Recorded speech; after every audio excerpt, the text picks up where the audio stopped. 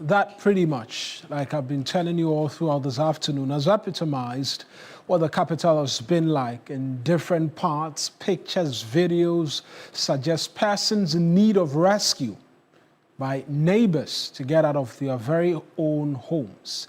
Places of abode which they are supposed to find rest has become death traps upon which they're in need of rescue.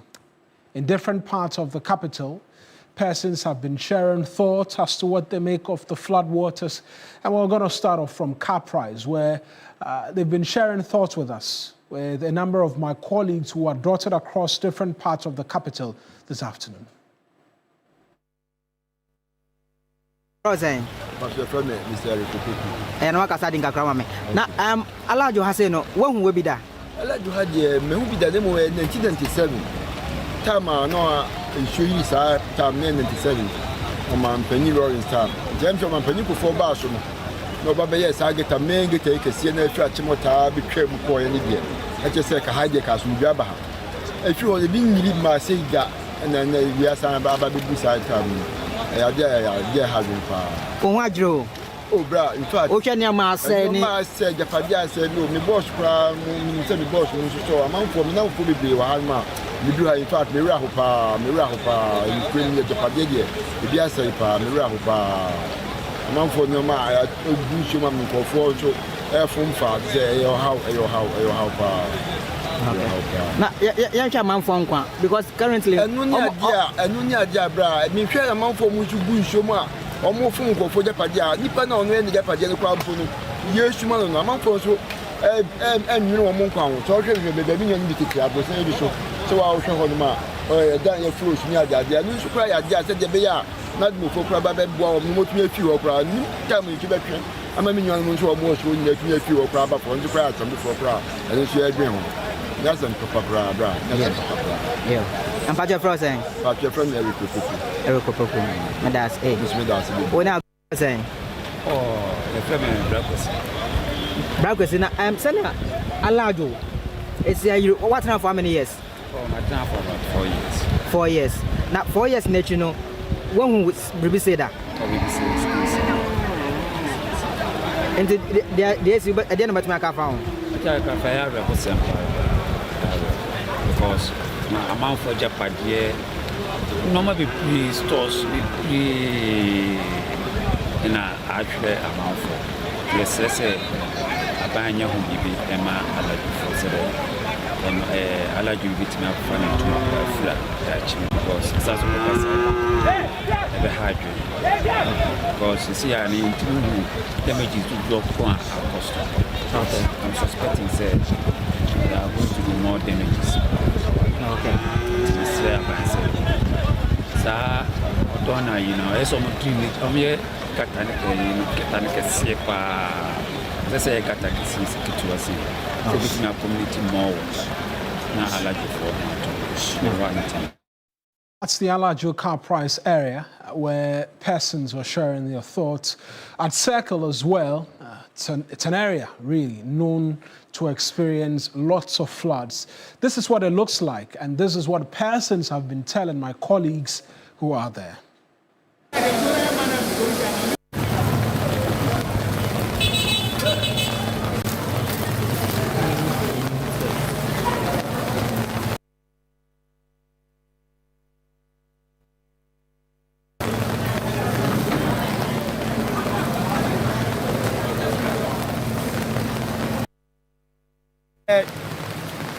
Me sole 3 o'clock in Kameko Kipus. Me do Carnation. E wo nyina frodi. Matena kama from 3 o'clock to by this time. Na me na me show ma me kofi. Me do circle so nye easy kra. Me so afa ha nyina. Me so afa nyina nti na de Nyankopon a kire se o nyame ampa. We know what then Emma a posse. Oh, where they like insure no. I say gates no so ka ho. No baby or answer say omode e dance no omode dance wo.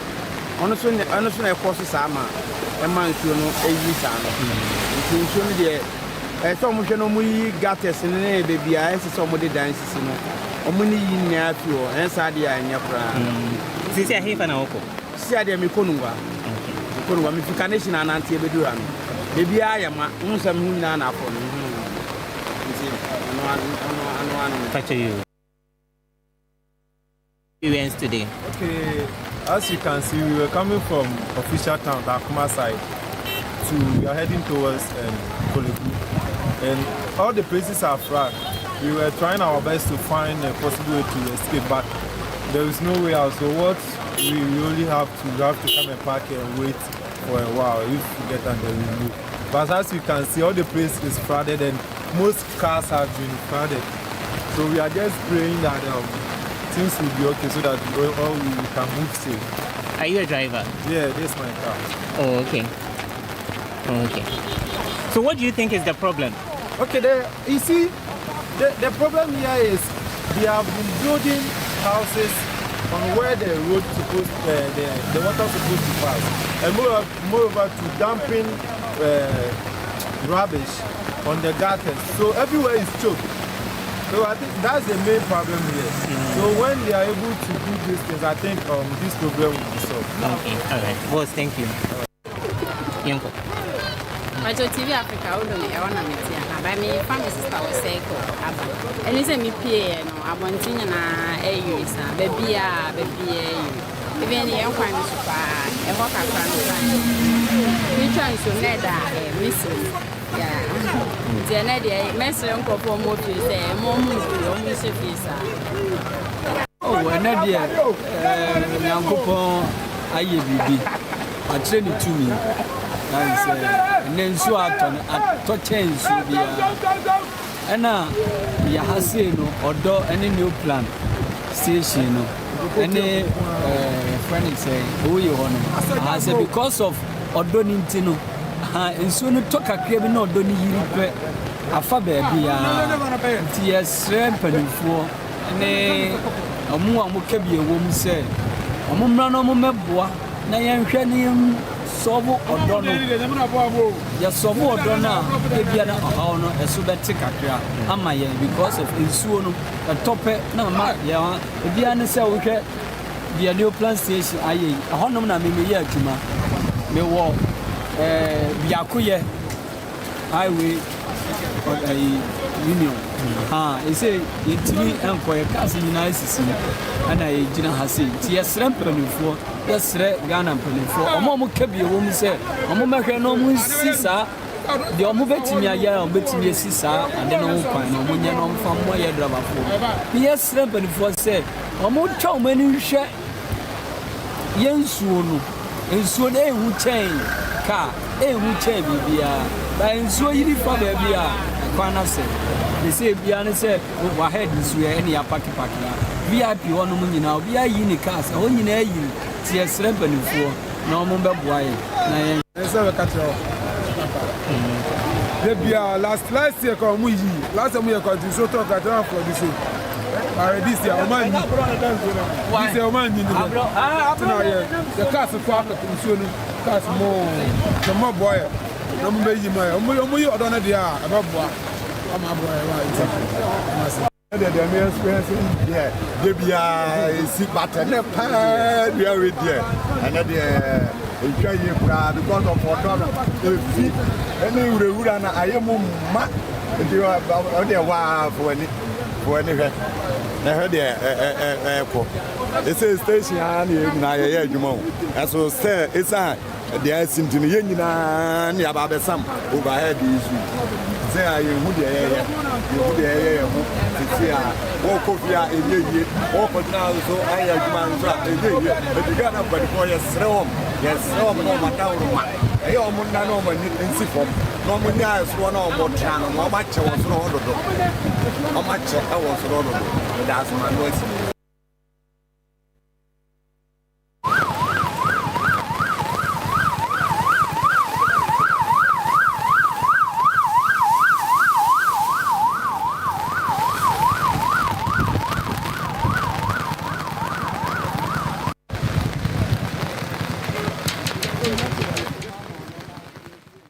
That's the Neoplan station, the GPRTU station as well, and a host of other stations are circled to be specific.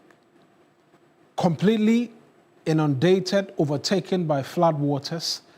And we see a number of the minivans, engines deep in the flood waters. That's Las Palmas at Circle. There's a taxi I see in there and a host of others. You see a Toyota Voxy and what have you. The economic cost of what is playing out is yet to be quantified. And every year, I don't know if we actually quantify the economic cost of these incidents, but those are vehicles that will take weeks to be repaired because engines will have to be taken out, water will have to be drained out of it. That is if the engine will work. And then a whole lot of processes will be undertaken. What that means is a number of buses expected to be on the roads will not be on the roads after this episode is done.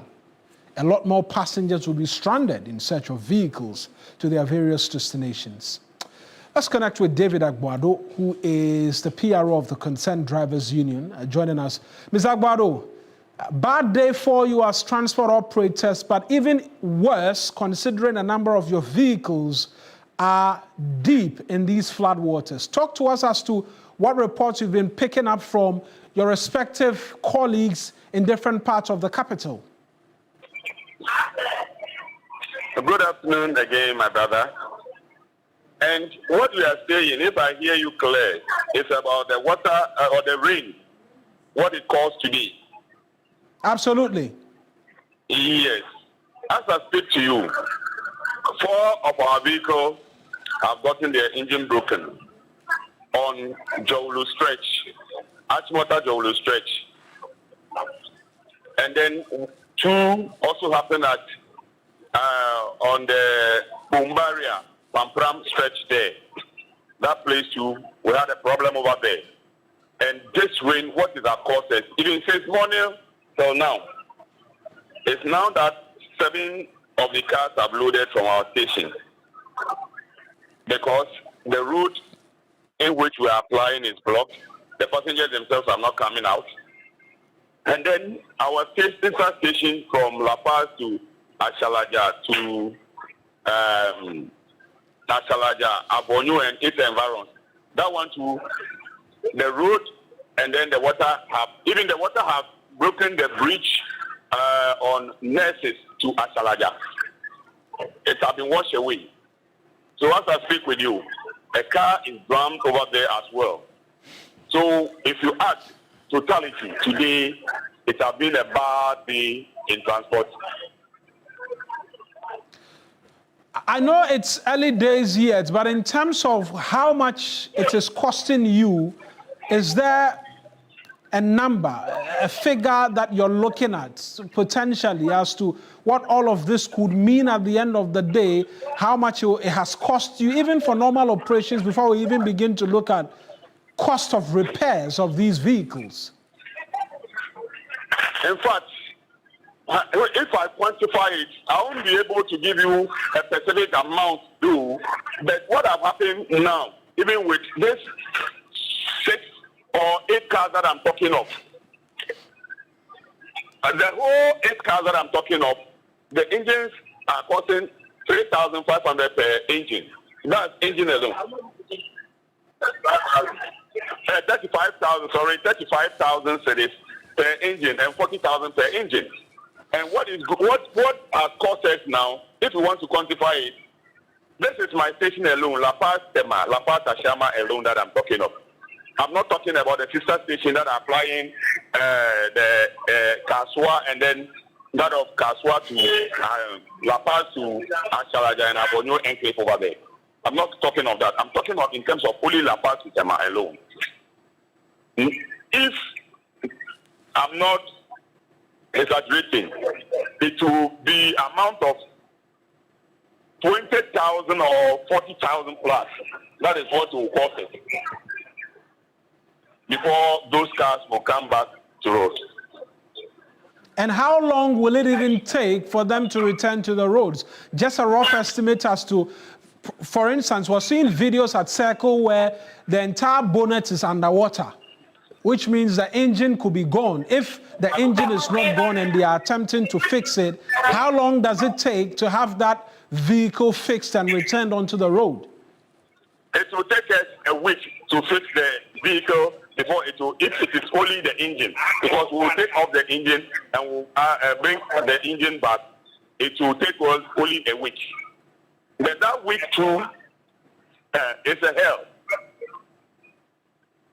So we are looking at possible transportation challenges as a result of the rains we've experienced today in different parts of the capital. Truly, it's so.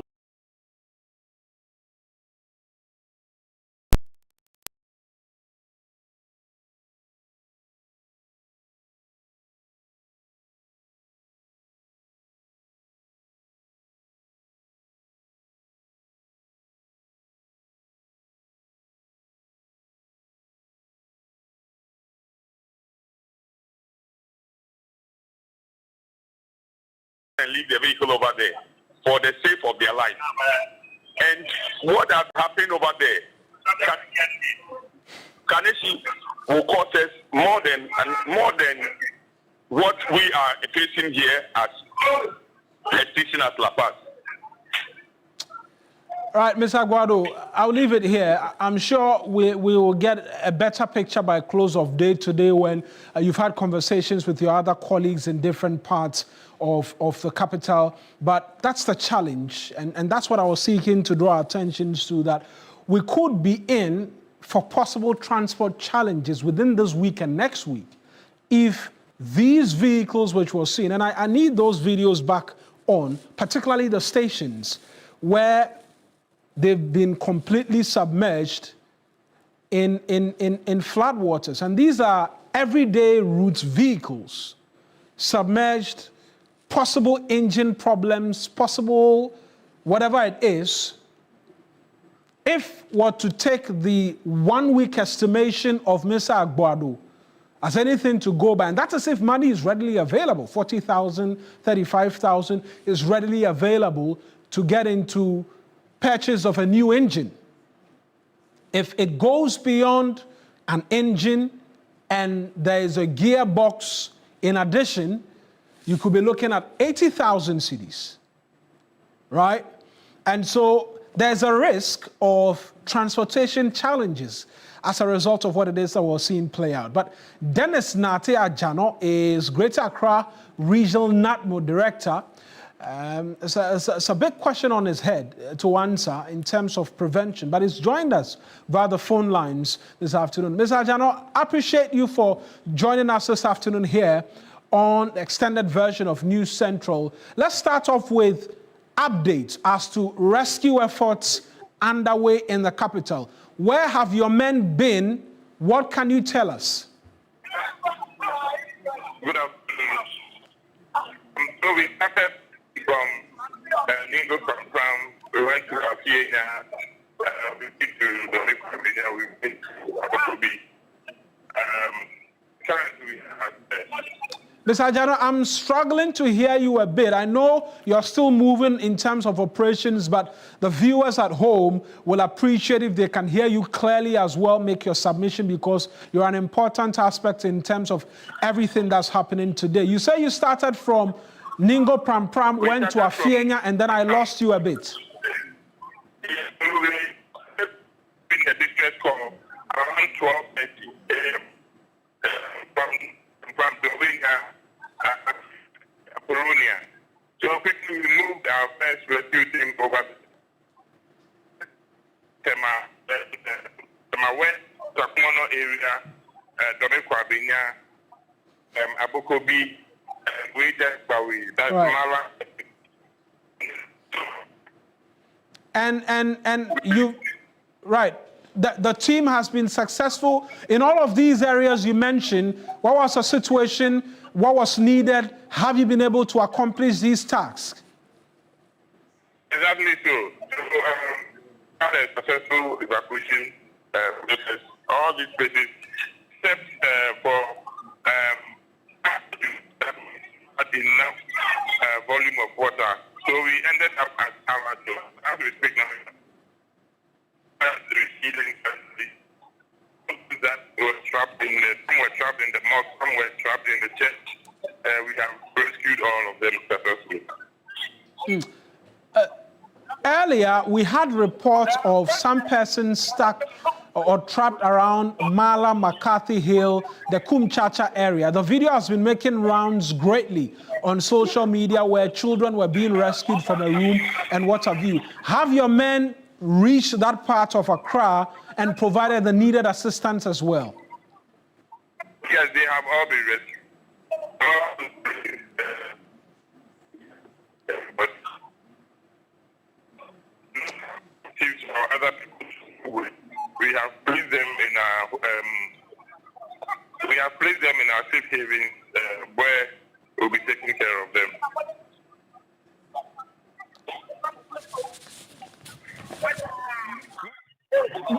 Mr. Jano, just by way of a bit more in terms of details, right?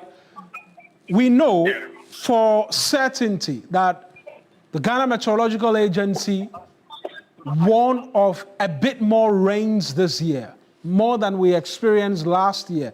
The question on the minds of a lot of Ghanaians is, where was NADMO in terms of the preventive work so that we're not here today, such that you have to be spread thin in rescuing as many people as possible?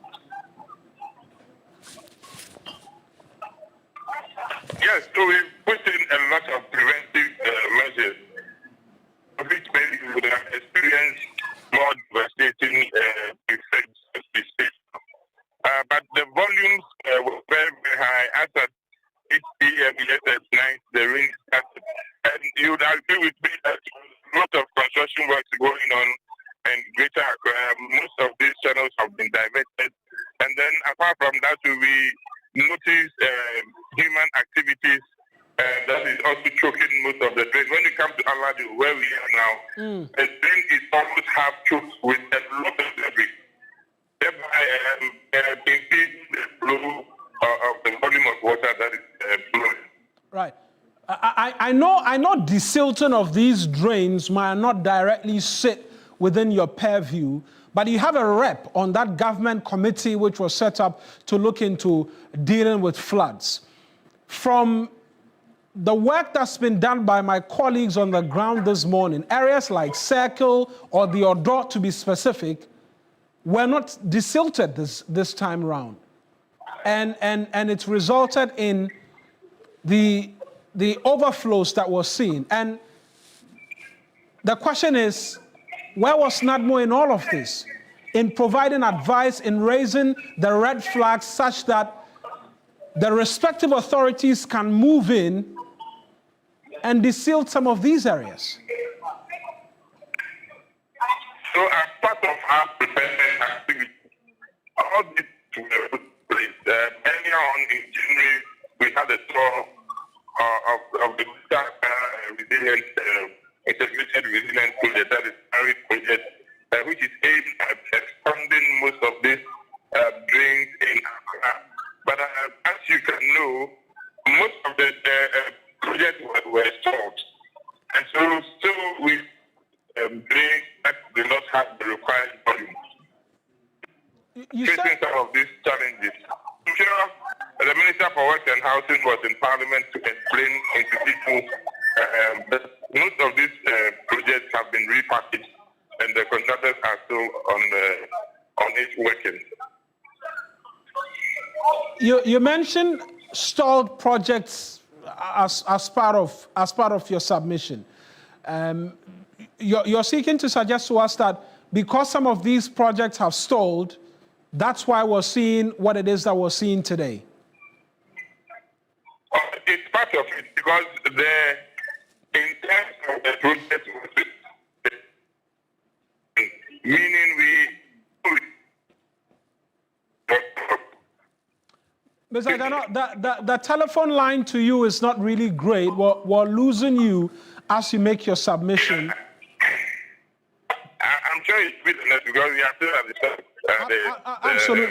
Absolutely, all fair and square. But I look at an area like Alajo, right? Alajo, where you are currently, and areas around McCarthy Hill, Wager, and its environs. Respectfully, these places we know flood. Every year, it floods. Yet, persons were in their homes when the rains came. It raises questions as to coordination with the Ghana Meteorological Agency, for one, to get people to move out of their homes to start off with in these areas where we know it to flood, to prevent cases of persons being trapped. It's worthy of note, and it's one that begs the question, what were you doing? So out of 9 municipal and district assemblies we have flagged 16 of them as flat flash points when we encounter torrential rains in the crowd. And in all districts areas, earlier on, sensitization in all these places. Maybe when it happens that you inform, because this video had given us a heads up. Hello, Mr. So the communities are already aware. And then we identify maybe so they are aware of the evacuation processes and everything. Fair and square, Mr. Jano, but you see, when we put the preparatory works in place and we say that we've gone ahead, we've informed residents, we've planned, all of that is tested when the rains come. And as we speak, the rains have come. And the boxes which ought to be ticked in terms of the work that you've done, unfortunately appears not to have been ticked. And you're out there today, you're at Alajo right now, seeking to help rescue persons who are trapped. It will come back to the question whether what you did was good enough to bring us to this point where we will not be going around in search of persons who've been swept away by floodwaters, persons who've been electrocuted, amongst many other things. It comes back to the question, what was the plan? Was it foolproof? Why are we continuing to see flood in these areas every year, and this time on a much larger scale? So I earlier on mentioned construction as one of the that this time when you come to Greater Accra, most of the roads and the construction, as well as most of these drains that are still under construction, some have been diverted. And so due to that, even though we had earlier on prepared, we have to put in an emergency prepared plan as plan B. But in case of flooding, we would have a way of mitigating the effects. Put the rescue team, make sure that we can protect life and property. Right. We understand a person has been confirmed dead as a result of electrocution, or is allegedly dead because of electrocution. You've been there. Can you confirm that for us, and what rescue efforts are looking like at this point in time? Do we know if there are more persons who are trapped at Alajo where you are? So most of the people at this moment, we were assisted by the Navy. We have rescued everybody. And so true that one person has been electrocuted. I want to use this medium to also sound a word of caution to residents. When we are operating a rescue operation, they should assist us. Because this person came out, he was rescued, and then he wanted to go back to pick his television. Unfortunately, the television has been electrocuted. So once he held it, then I think he passed on. So that is the problem. He was rescued. So this is the time that when the water gets into the room, they should put off their main switches and then make sure that when the evacuation team is there, they should comply and pay heed to the instructions that they give them. Absolutely. Ms. Ajano, I appreciate you speaking to us. I'm sure there'll be a bigger and better forum where we can have conversations in relation to perennial floods, right?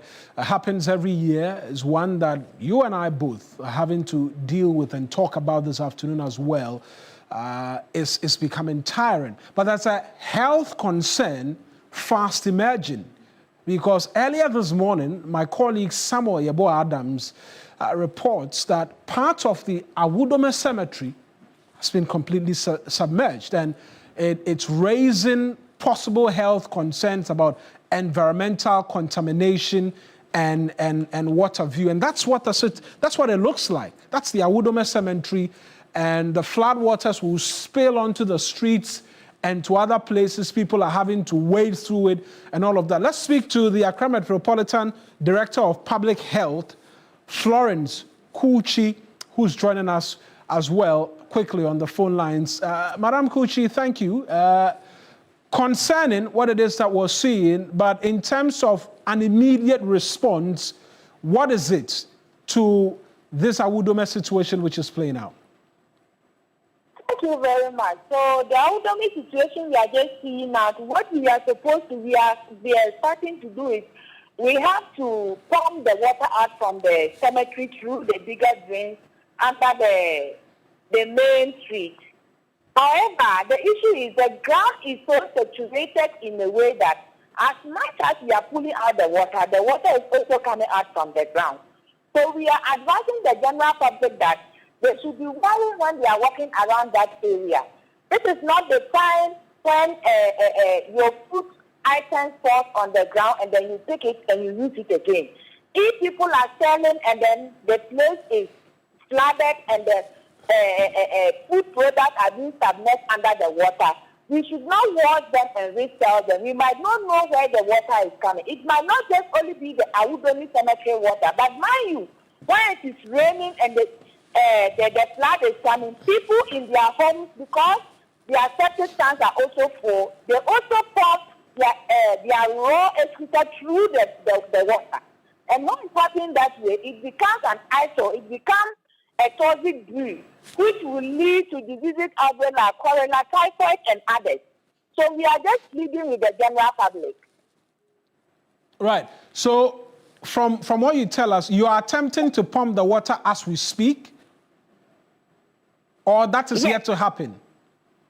It has started. We are pumping already a contract has been given to somebody to build the walls of the cemetery.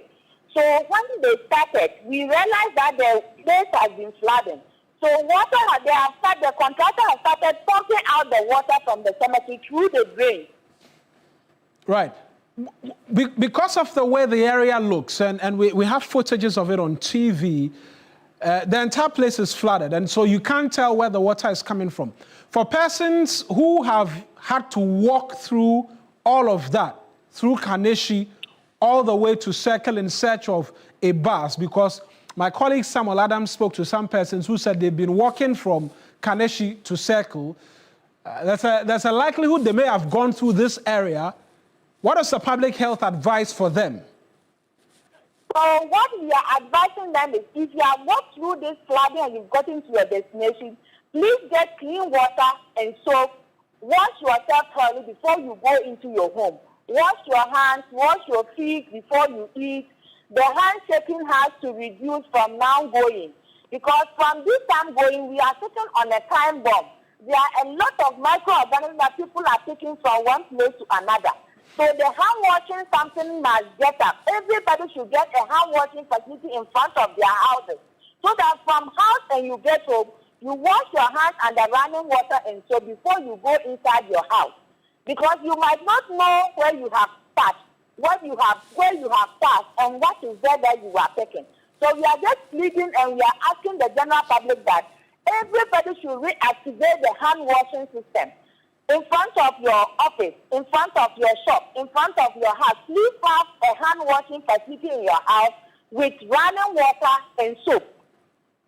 If you can have some little parasol inside, don't put enough, just a little, because if we ask you to make 0.05, you may not know how to make it. If you have a bucket of water, just pour little Parazone with the lid and pour it inside. That can help kill some bacteria and germs that you may be having on your hand before you go into your house or before you eat. The sanitizer has to reactivate. So if you cannot get water, you use the sanitizer to sanitize your hands before you do anything. Will that be a need to have persons who sell in and around that place as well?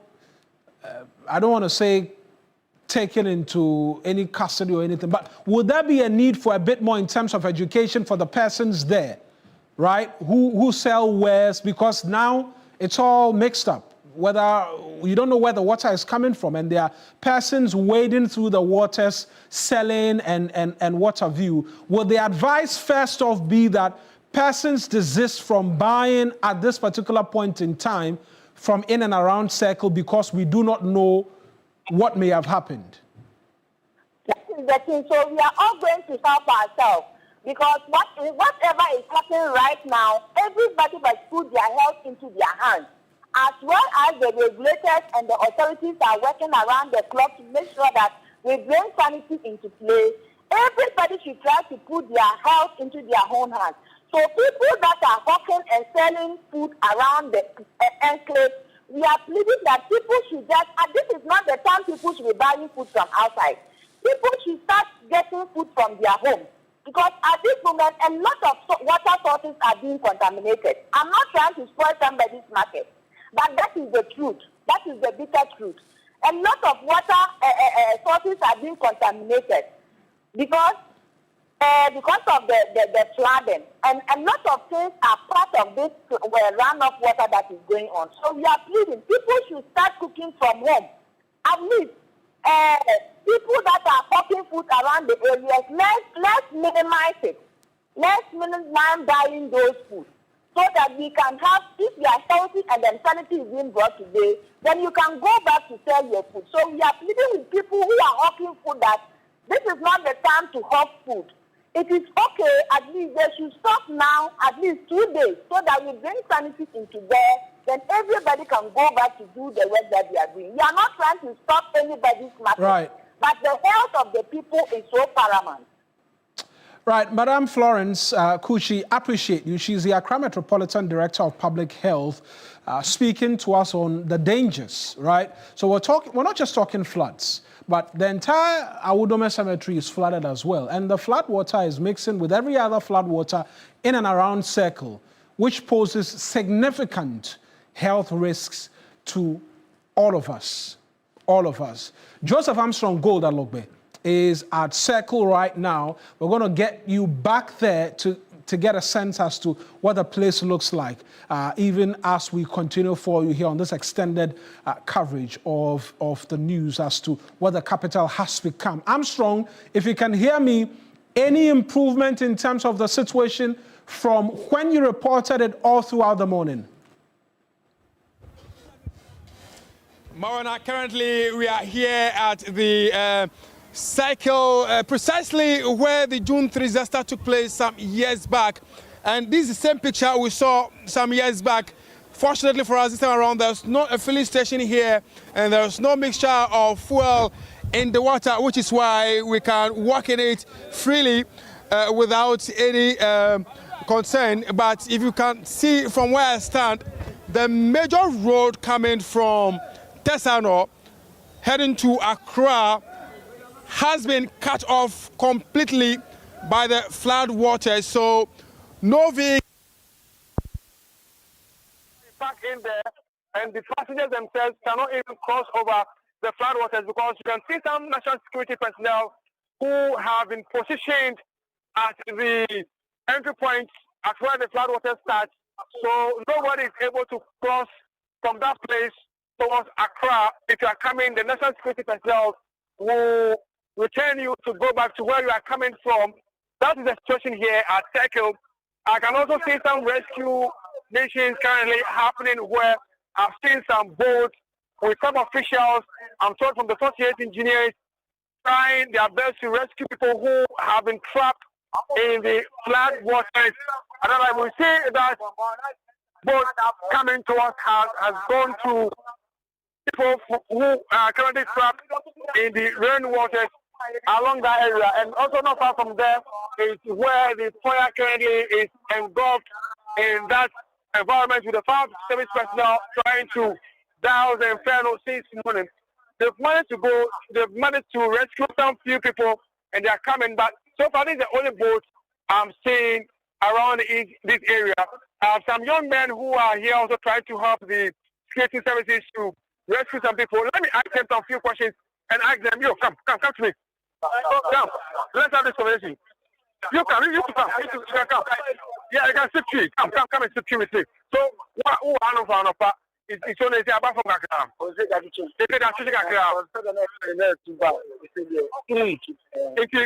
Tell me, if you say who shall perform a walk down in one of the home.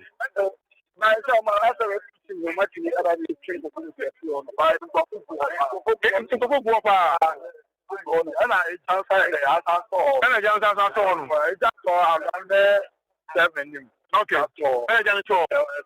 Okay, so we can see some kids having rescued Alexander now. No, let them go. So you see the rescue team, they are not even security personnel. These are individuals who are helping the security personnel rescue some people. Trying to rescue people from this place. About 3 children who were trapped in the rainwaters have been rescued now. I can still see many more people standing on top of their buildings from where I stand. You see them also trapped in there. Hopefully, they will get more rescue team people coming in to rescue them from this place. So currently, especially here at the cycle heading towards the Dakar Sahara area, it's a no-go area for anybody. And I've seen many more actions taking place. And John Evans, come with me. Let's get more pictures from that angle and see how many personnel have been brought in here, whether they have enough boats to support people who are currently trapped in the water. But, Mame, okay. Who coffee? Now, who feel where side? Filling station is here. Now, some way, show baby, I don't know any amount. So the system will be hey, all of you stop. Overhead. Who goes overhead? No, I don't. No, I train. I don't know what's been traveled to be not so just the one. Me never been. It's what we're requiring a motor of power. Who's Roger? June said never and also by me. Surviving. Well, so she's not scared of the flood water. She has seen it before, and this time around she's and our government, and you put a and swelling. And and swing a hormone now. And because I can't say now, but second time in you, 10 times here. Me, who you're there, I don't come for fire, I am not one. Now I said, yeah, so that you can find my open soon. I know. Be a function. The whole enough for them, me. Okay, very well. So that is what is happening here for her. She's trying to get to her house. Jonathan, let's keep moving. Let's go to the other. I'm seeing something on top of the water. I'm not too comfortable. On top of the water, I'm not too comfortable. Let me just move from this place to where the soldiers are and see if I can get some officials to give us some further explanation as to what people should do. They are trying to prevent people from passing through the flood waters, but the adamant, they are still coming anyway. Well, I can see some what looks like fuel on top of the water, and we have to. Well, I've seen this before. Looks like fuel. John! Very fine. This is not looking good, but I'm okay. Michelle Water. Who is the kind of thing I'm saying? Who's okay. Now, Papa says, I'm moving for her. Once, and now I'm some sound sources on the file. All die be die. Can you hear what the woman said? All die be die. That is what she said to me. And so who's country? Welcome. There's also a minute with you. Oh, I'm in the style, not yet. Okay. Okay, that's fine. So they are not upset about the levels of the water. They are still insisting that they want to cross to the other side because no vehicle is allowed to cross the place. Because the vehicles cannot cross from this place. I'm still not comfortable with what I'm seeing on top of the water. I'm not sure whether it is kerosene or it is real fuel I'm seeing. I'm trying to move out from this place now to safety before it gets too late. But let me try and get some officials not too far from where I am to get their thoughts on what is happening exactly here. Every single household and businesses here have been flooded. You see these trucks all been flooded at this place. John, to my left. To my left. To my left. All these trucks here have been flooded. All the shops here have all been flooded, and many more properties here have been damaged, destroyed completely.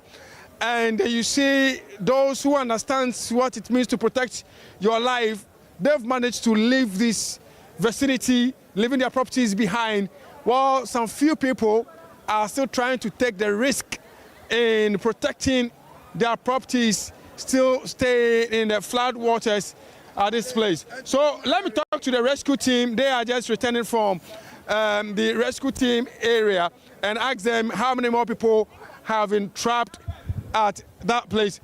Boss, talk to me. Are you a police personnel? Are you a fast aid personnel? No. Where are you from? Me a commercial driver, me treat taxi. What you taxi? Me patron I am. Na munya boat ni wine. Boat ni dia, o ma mo de buy no, officers na de buy. Ba mo de buy na do so. Ana mo se Sahara so, e ho no mo so. Enti beble na call. Enti o mo ba first no me nim swimming. Enti me na me no mo ye den e call ye. Enti e ko yi bi buy no. Ana mo jai we ma ye wa se me nim swimming dia. Ene me lead group ni bi ni anya den. Yenti me fan yin kwala na wa no mo de o mo ko Sahara because o na so pa. Nkwala say what me yi. So far ni den kwala ma yi o mo de abro 12 o. Kwala ma yi o ma ba de because no mo shine. O mo se fie no mu. Ana bi o kra ye kwa. Yenti me for mo ma straight. O mo do so. Ana we nso yeso a. Enti ye park o mo gu baby a story building ye manage say do me kosoro. Na ma kosoro ono. Enti ye kwa ni akoyi o mo ni yi 4. Ye kwa 4 na ba. Enti so far ndi ye yin kola be 12 and am penifo so e wo be 4 because ye fa kola bia e pese o mo ma me ka ho bi because enti me fa kola ne ma me ka ho enti ni ane ne ye no ye se yin amwa ya han de kola beble ni parent beble gu ase o ba machine we pe na aka wa ha ya de ko we so enti me fa ni pa dodo we enti me fa dodo enti ye be hia bi se be timi de yi o mo fra ase o de abasoro a Okay, congratulations, well done. Thank you. Inti muka ko yin ko fo bebre bio. Yes, kwa ko yi bi aba. Ko bebre atrap still. Na wo market for man ni nyina. It's so sure so that you said a bit member one wall. Anything on my time, I almost got I'm on by any So this young man says that many more people are still trapped around the market area, the Odona market area. Many more people are still trapped in there. But you see many more people making the work even more difficult for the few personnel that have been deployed to this place. They are still trying to cross over the floodwaters to the other side of the road. And you see the soldiers here are a bit overwhelmed by the activities happening here now because their number seems not to be so much to control the number of people. And it's very worrying. They are not listening to the security personnel, even though they are asking them to move out of the floodwaters. The floodwaters, they are unperturbed. They are still insisting they go to where they are going to. We've seen many more people being rescued from the other side of the floodwaters. Let's see if we can get to where the activity is currently taking place. But the fire is still on, with the fire service still trying their possible best to douse the inferno. I can count about some 4 fire tenders still lined up on the main road, but access to the point or the seat of the fire is not a distance as the floodwaters has taken over every place here right now. So they've packed the fire tenders at a quite distance, and even though they have the fire tenders here, they're unable to move to the seat of the fire, which is why the fire is still dousing. You see the flames in there. Obviously, my cameraman is trying his possible best to get us the shots, all the shots.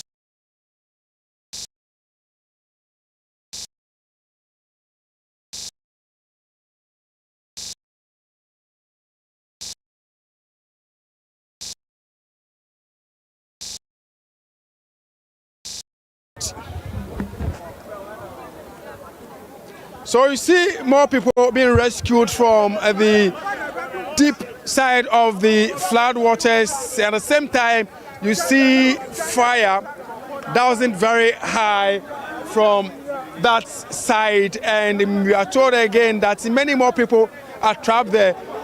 If you look into this picture carefully, you see that the rescue team are not personnel.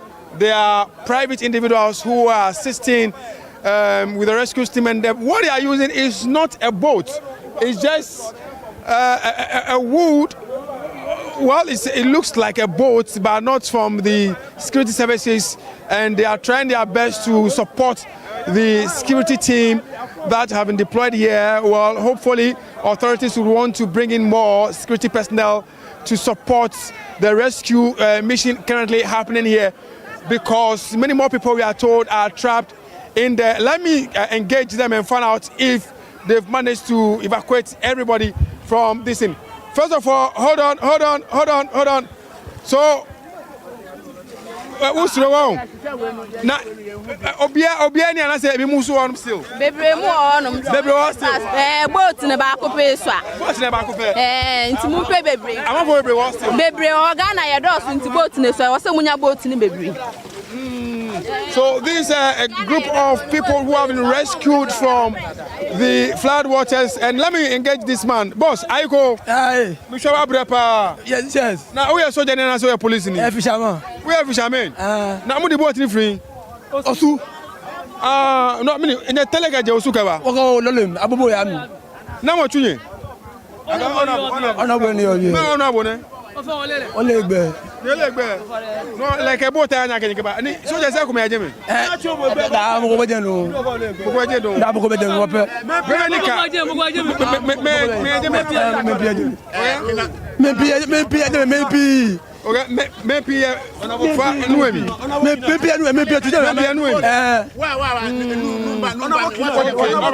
well, but we are told many more people are still trapped in there, and they are trying their best to go back in there to rescue the remaining people who are trapped in the flood waters. And all these boys you see right behind me have all been rescued from the flood waters, and they have to go back there again now to rescue the remaining who are still trapped in the flood waters. The situation is a little bit worrying because at the same time you see the fire dousing very high as the fire service personnel are unable to get to the seat of the fire. The attendants parked on the road still trying how they can get to the seat of the fire to douse the inferno. So, well, you see the rescue team, private rescue team, let me put it that way, trying to make their way deep into the floodwaters again because many people we are told are still trapped right in there, and they are currently standing on top of their buildings waiting for a rescue mission team to get there to rescue them. So, what happened? What is the formation? What is it? Inside the home. Okuta akola afoforo. Yes, no mo hwe my. Obi outside the home. Akola keto awo inside. Obi awu wonum. Well, so we are told somebody has just put to bed, and a newborn baby and a mother also stuck in there. So they are trying to get attention of the rescue team to go into that place. Let's see how you can get. Now, soldiers never way. Other side. Other side. Other side. I ain't found my man in the band. Side. Now, I don't know one general man for Uncle Farm. I saw more call side. Also, more side. See, we so patrol hand side. What I say, it's go for me preso hanum. Who said that we chino? Sadan on chino.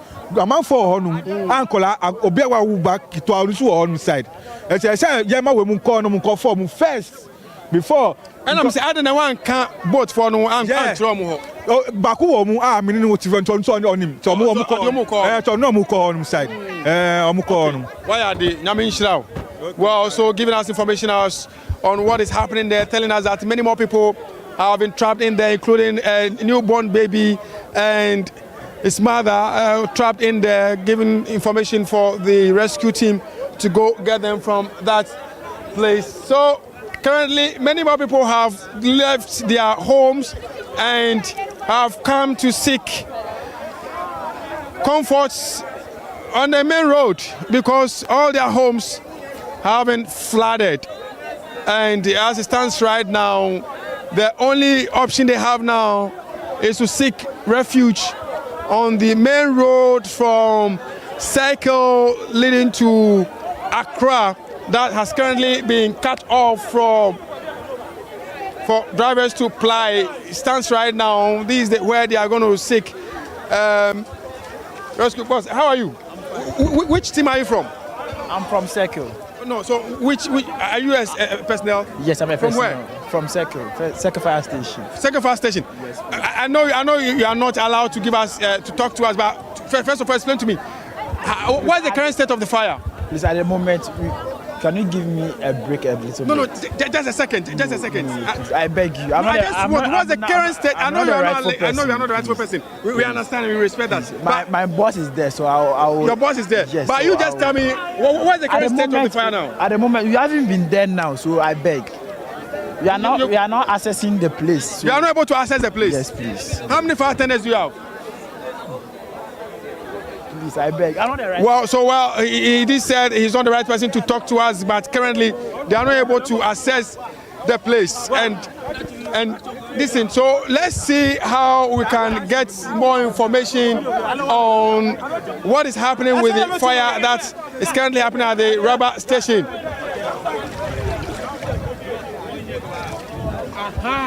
And get more information on what is happening here at Circle as the fire service so unable to get to the seat of the fire. Trying to get close to some officials. I've seen some officials who are here, told the boats they've brought in here is not enough to rescue the people who are currently trapped in the building. Madam, you want to say anything about it? I want to mention a higher part, it's a sort of crampo, a yila. And the SCA, you both to me at the Abedura, say, Intimi Crantino, Abano pa, one more say, Bibia, mention now, Meda, Sammy Molly, Bibia, Cadacama, Bobrum, or the Cobalt Mother, and Tim overdo if you answer. Bimiton, Midisha, our Vienti, Michano, Ulunka Lunka, and Tina more than bed to 200 million. I am a cat, be blamed as Ramoya pa. I'm for a trap one man, I say, so be Obi apie na dey say me dey aba no ti asra mo dey atu era mo aye pa tale dey be shekura ye ni bi me na me ba kura ketu ye ni bibia dey asra la ba no mo aye pa atu ne ani be da say bibia akọ na sa flood we hu bi da me hu bi da so na enti say kura say dey atu ye ni ble pa ye hu jonta ba no mo aye o mo ma banya so mo kan keke asra no Omoya pa na de atu de pa yesramo omoya pa na mejina wosisi a no ka dam so krofo nchinam a wo de abla me ntimi sra no omoa me pa na de adu de ma me bibiala asem me bibia atweko me bibiala me niam nyina atweko de sra na ba no omoya pa e nyame di pa no sho na krofo akoma no ntimi moya pa. Thank you so much. Yes, well, so she's talking about how she has lost all her properties. Let me talk to this man. Boss, where are you from? Adbranca. Adbranca? Yeah. Okay, well, what have you to say? And this happened in the year 95, but this one very severe. You've seen this before? Yeah, this is the third time in 95. That was 3rd July. Then about some years back, also in 3rd July also, the same thing. And this is the third time. But this one, It's very severe. It's very severe. One thing I want to say, we have to help ourselves before the government. We have been very disobedient. We are very disobedient. That's why we are experiencing all those things. When you say we are disobedient, what does it mean? One, all the gutters are choked. And we, the citizens, are the people of putting rubbish into the gutters. We are built on the waterways. When you talk, then we take everything as politics. Now, disturbing us at the moment. Yeah. So you think the government needs to be proactive, or all the citizens have to proactive? We have to use. If you could remind, at the time we have one guy, Salfa Mankwa. He was controlling this area and circle. We cannot see such a thing. So you think the authorities have failed us, or we failed ourselves? We have failed ourselves, not the authority. We have failed ourselves. If right now government take any actions, you see we'll be starting talking because of politics. Yeah. Because of politics? Yes. So you think now it's about time government stamps its authority? Yeah. Yeah, very well. So thank you so much speaking to us there. So he is saying that, well, let's not blame just the government alone, but we, the individuals, we, the citizens, they also have to take major part of the blame. Let me talk to you now. Many more people now are saying that it's about time governments act. What's it? I don't know, Bisaya. Hey, madam, no frame you. I have no problem. What problem is the first go and you walk and you neke. Shafina beni nyumo no ne fite o mani bi e na wa. One of you no fite. Market e shan. Ishan ya jo me bi ani nyumo no. O ba ke ni gba ba kan. Ah wo be ko ni o ba wo kenya wa wo ko ni wo kan le. So wo be ko ni o ni bi e na. Wo market e fe shan. Market e we shan. O many nation. This is our rubber can be e je. Fe shan. Government so she has also lost everything where she stays currently. She doesn't have any place to stay. Well, let me take your thoughts too. Oh, I can't say yes, say. It's a buy mla no me boa yen. Wa e bi fridge ko, e bi TV ko, e bi de da mo ne ma nyina ko, e bi kita nkola, de nyina ye ne ma ko, ti esra ban so o me boa yen. Thank you so much. Well, so Pacha, me anso me nua ma me fridge. This me ne me be entale aka ye ho na hye wa ha. Ye bag nyina ko, me ton pure water fridge kese. Ni nyina nso na twene ko. Mesra Ghana ban so ombra no meboa sisi nso ne twene ye kwa. Ntale ko ebenya bi ahya nkora no. Eho aye de ama ye.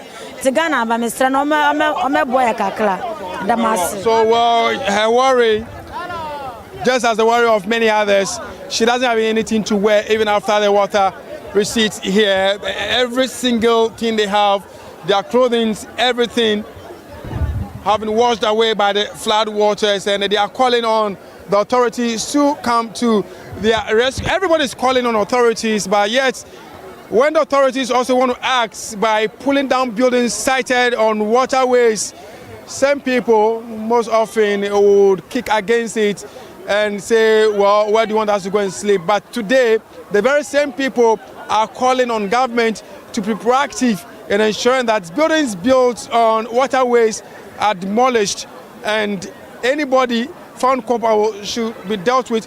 I've seen a team of NADMO personnel driving through, but obviously they cannot get to where we are because the road has been cut off.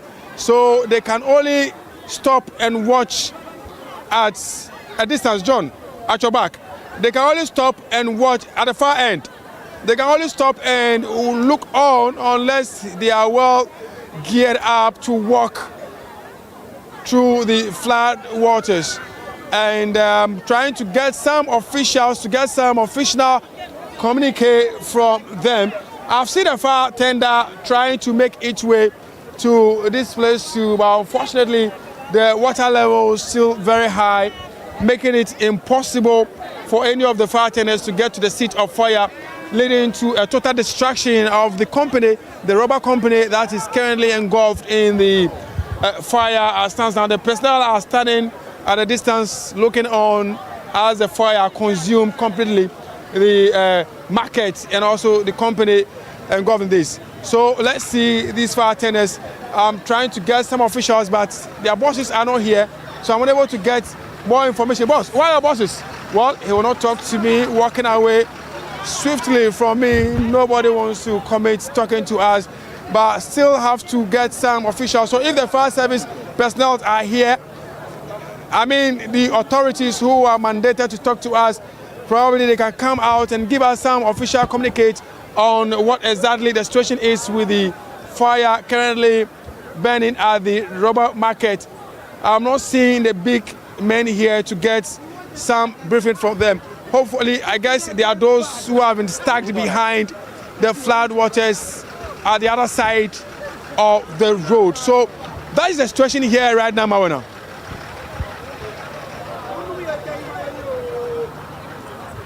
Armstrong, that's my colleague Armstrong Goda-Logbe with the details there for us from Circle, to be specific.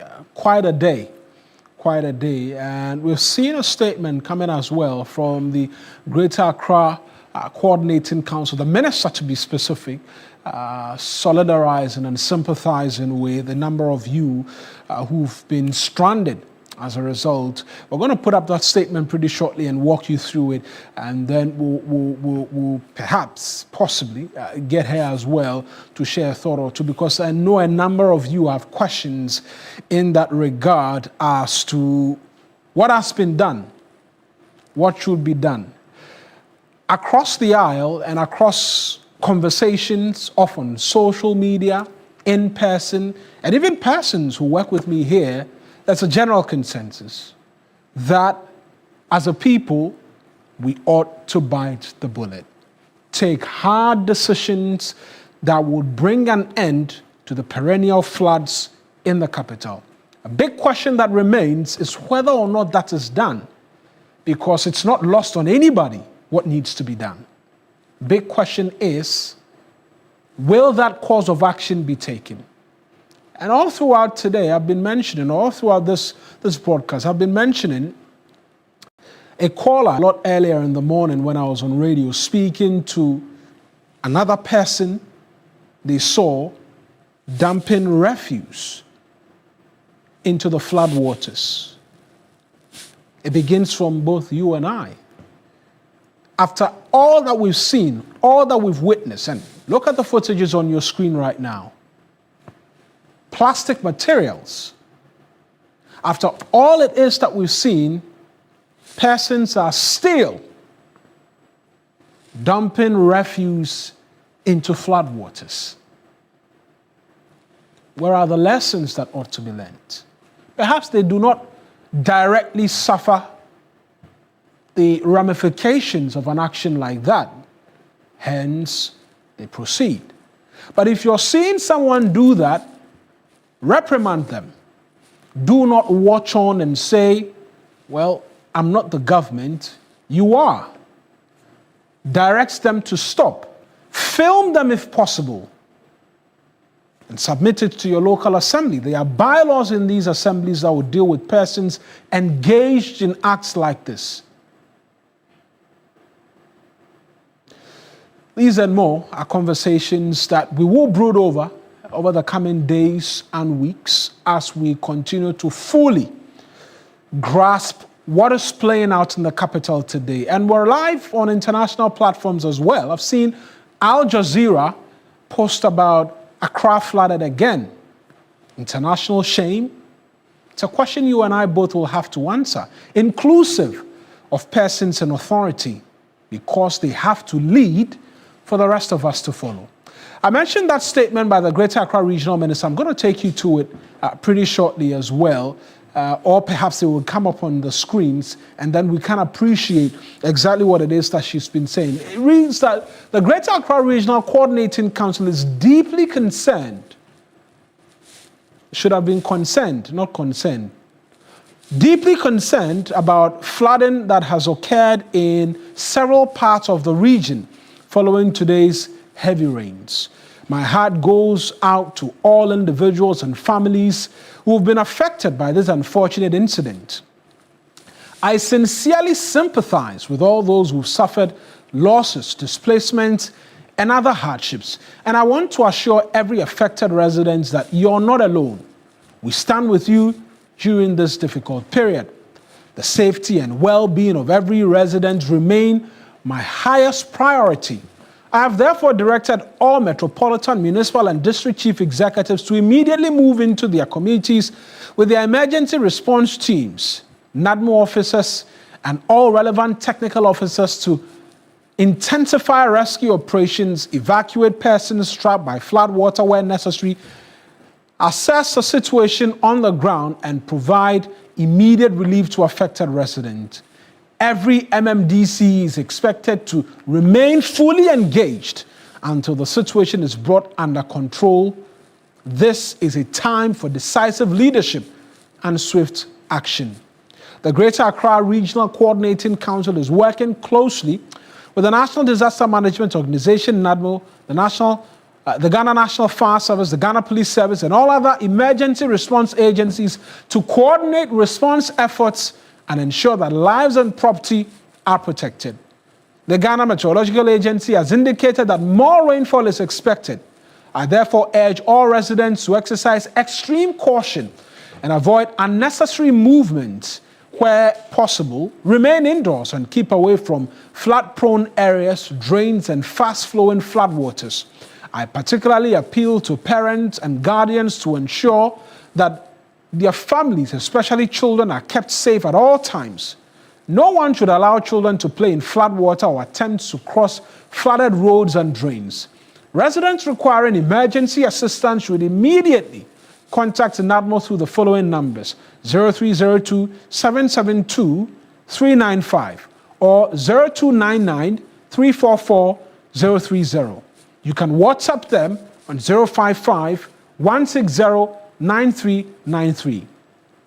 I further appeal to all residents to cooperate fully with emergency response personnel and comply with all safety directives issued by the authorities. To everyone affected by this disaster, I assure you that I stand with you together with our metropolitan, municipal, and district assemblies and our emergency response agencies. We will continue to work tirelessly to protect lives and assist those in need and support our communities through this challenging period. May God continue to protect the Greater Accra region and keep us safe. Signed, Linda Obenewa Akwele Oklu, MP and Greater Accra Regional Minister. We'll return to this statement shortly, but let's get to Alex Kinati, as one of the spokespersons for the Ghana National Fire Service. Mr. Kinati, thank you very much for joining us again. Any good news from you which you can tell us in terms of all of the rescue work from across the capital this afternoon? So thank you very much. So I can confirm that as at this time, out of all the rescue efforts we've made, we've not recorded any deaths yet. As to all the activities we've embarked on, our officers are at Chado. I'm told the military just joined them, and so as I had earlier mentioned that it becomes an interagency collaboration. We are working with other agencies to rescue people. So the good news is that for now nobody is dead. The building collapse that I had earlier hinted when we spoke at Ablikuma. Also, I learned was a building that was right beneath a hill, and so a rock fell off from the hill, hitting the building, and as it did, there was one injury, a man in his 40s who was rushed to the hospital. And then there's a gas leakage also. Our team from Anya are currently there working hard to make sure that the gas leakage does not develop into a disaster. So fortunately, I can say that there's no disaster of a sort. We are on attention to make sure that nothing fatal will happen.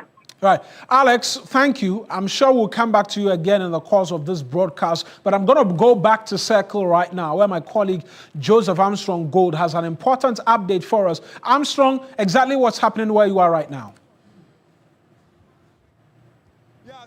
Currently, we've come across some officials here. We've seen the mayor of Korle Klottey Municipal Assembly gathered here. We've also seen the member of parliament for this area, Honorable Senator Ajiman Rawlings, also here to give us some more updates. I've also seen a group of Marine Police personnel gathered here with their officials, and they are all here to support with the rescue mission here. Let me try and speak to the MC for the area and ask some few questions about what they are doing to ensure that at the end of this day we do not record any sad news here. Boss, let me talk to you shortly on this development and what the assembly has been doing. But why? The Marine Police, are they leaving us? Yeah, they are going. They are going? Yes. But the work is not done yet? No, they have done their portion. They've tried to rescue a few of those who are trapped. And they finished. We are just now looking at the water receding. So we may not need their service now. We will need the service of the fire service because the place is still burning. And we're having challenges driving through the water to the place. So we are here with the fire service and waiting. Okay, so take us through. We've been seeing this in all the time this year, early this year. I remember we were the Regional Coordinating Council. I asked so many questions. I asked you in particular. I asked also that of the Greater Accra Regional Minister, that of the Accra Mayor, that is the Accra Metropolitan Assembly area. I asked, are we ready for this year's rainy season? You all said this year, inshallah, there will be no flooding, but here we are, unfortunately. Tell us, what went wrong? In fact, we never said there wouldn't be flooding. We said we are trying to mitigate the flooding. And for this particular flood, we all realized that the rain started falling right deep into the evening, around 10 p.m. It rained continuously without breaking till this morning. Obviously, such volume of water pouring for over 6, 7, 8 hours, what we expect is what we are seeing now. We know waters are coming up the higher levels and are coming to the lower levels. So that's why you are seeing the Odo and the entire environment flooded. So first of all, take us through the picture. This is your municipality. Which part of your municipality has not been flooded? Tell me. When you look at Adabraka proper, and then Osu, Oxford Street and the rest, we were anticipating that we'll have flooding around the Osudoku area. But it seems today, based on most of the dredging we did at the Klottey, we've been able to mitigate the flooding along Osu. But rather, the challenge we had was the one along the Odo River, where we had a lot of flooding because of the peculiar nature of the Odo. Yeah. So we've also heard people alleging that the water took some people away. As an assembly, can you confirm? No, I don't think it's taking anybody out. They were trapped in. We've been able to rescue almost about 15 to 16 on the side of the Odo. And Sahara, we are trying to rescue a few people as we speak. So what's the way forward now? Any relief items for some of these people? Because you could see all of them seems to have lost their properties, clothing, everything. Any plans for them? Obviously, the government will definitely come in to support. We need to finish with this particular process and be sure about the number of people affected and what we can give to them as relief. But definitely there will be relief items to them. There will be relief items to them? Yes. Any other thing you want to say? What we are saying is that people should be very careful. The rains are still coming. And we are urging them that at any point in time when it rains more than 1 hour, they should try to move. Are you with me? Yes. Anytime it rains for more than 1 hour, we know this area is flood prone. So they should move away from the areas so that at least we have only a few that may be stuck and we can really, but today for instance almost everybody was there. Hello, Mayor, hold on for me. So I've seen a team of soldiers just coming through with more lifeboats to rescue people who have been trapped in the flood waters. I've seen Honorable Senator Rawlings not standing far from here, also trying to go in there to support the rescue team. The man I spoke with now is the mayor for the Korle Municipal Assembly. First of all, what's your name? What's your full name? Alfred Alote Gezi. Alfred Alote Gezi. Yeah, well, so speaking to us in there. So give your final words and I move to talk to others. Like I said earlier on, we want people to leave when it's raining. We should, the floods, what we are saying, we can mitigate it, but we cannot completely eliminate it. So once you stay in there, you give us problems, you give yourself problems. So let me talk to the member. Well, madam. So we've seen, you've been here, people have said you have brought in some boats. Rescue trap victims in there. Give us more information. We had the Ghana National Fire Service, the Ghana Police Service, specifically the Marine Police, and then of course the 48 engineers and the fishermen from Osu, who all came together to actually help to rescue the people who were trapped. Unfortunately, we have a fire that's raging in the market, and it's impossible for the fire service to reach the market, the location, because the place is submerged. And the fire is just raging on, and that's a big concern at the moment. One of the 48 engineers, they sent one of the boats to the Odona Sahara side to rescue some people. I believe as of 30 minutes ago, they'd rescued about 16 people. And on this side, we've had the fishermen working with the Marine Police. They brought canoes in from the beach to actually help in the rescue efforts.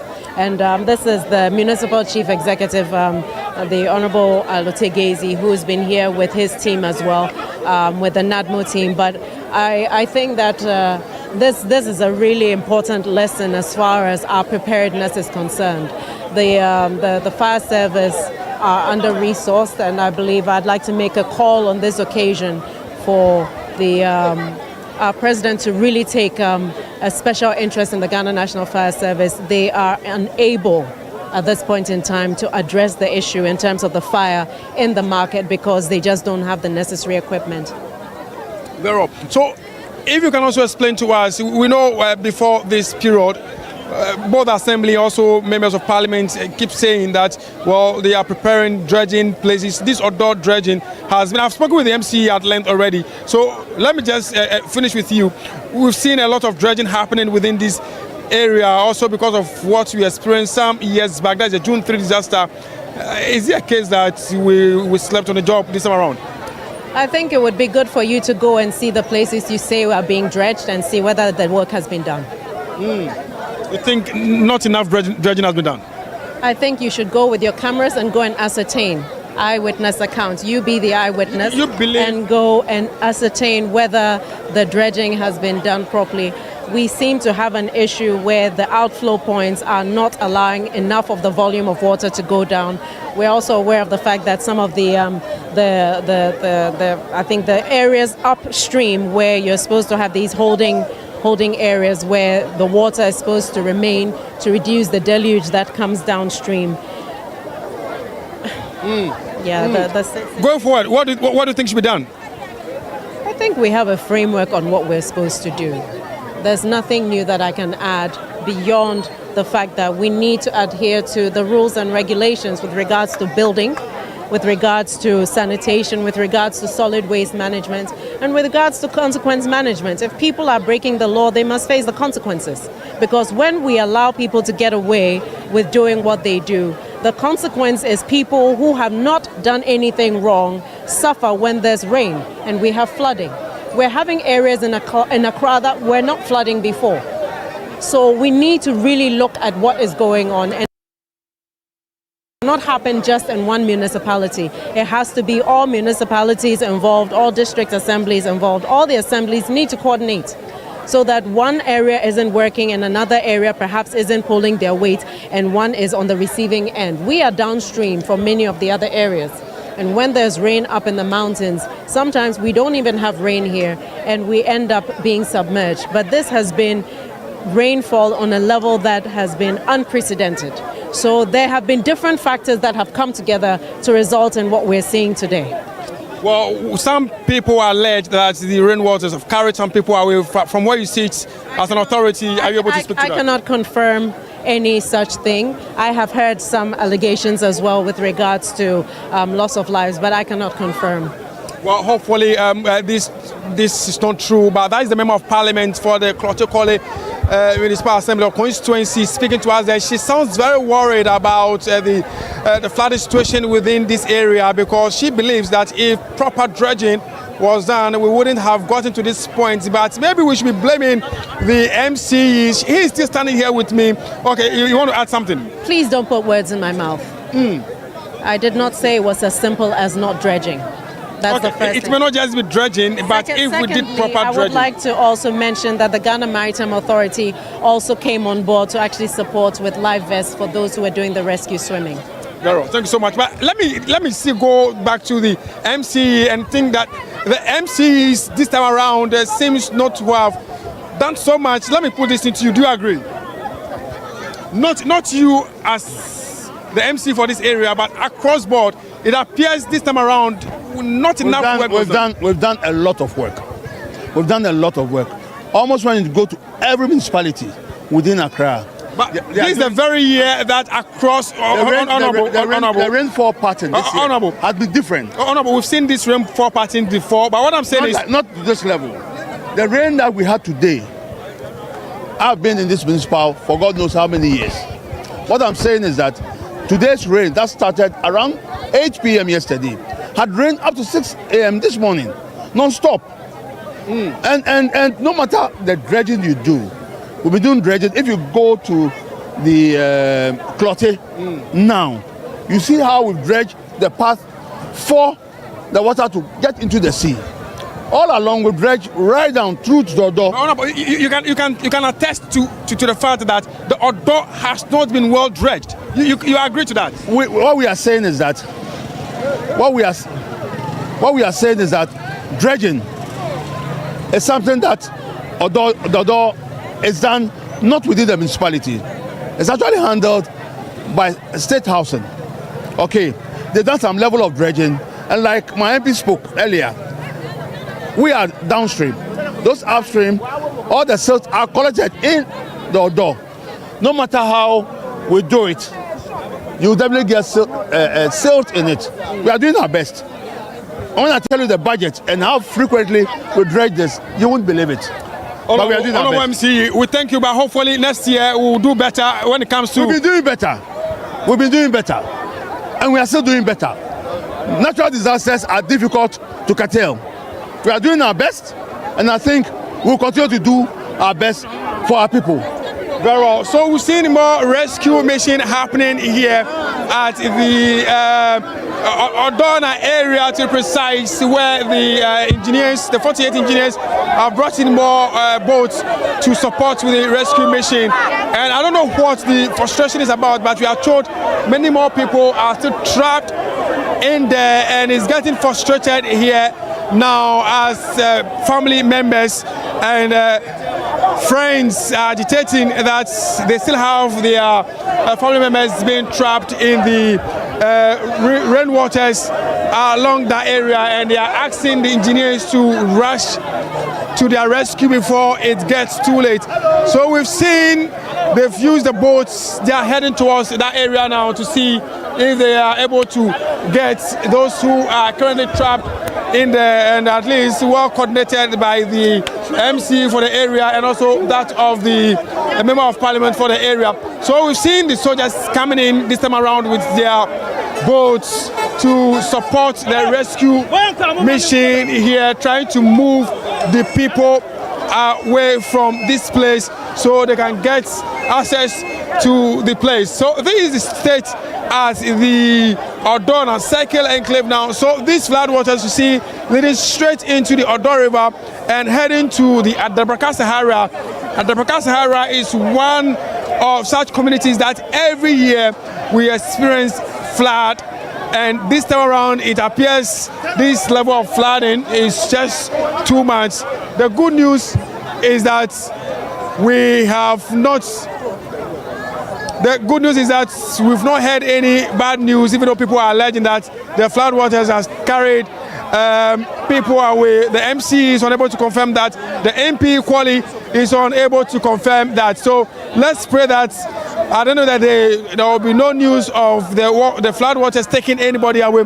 I'll try and manage and jump onto one of the boats with the soldiers and get deep into where the people are trapped to see the extent of damage, especially to where the fire is currently raged, is very high, with the fire service unable to get to the seats of the fire to douse the inferno and see what's coming down going forward. But as it stands right now, many more support coming in from the military side to help rescue the trapped victims down there at where the fire is still raging high since morning, destroying many more properties here at Dabra-Casarla within the Klote-Kole Municipal Assembly.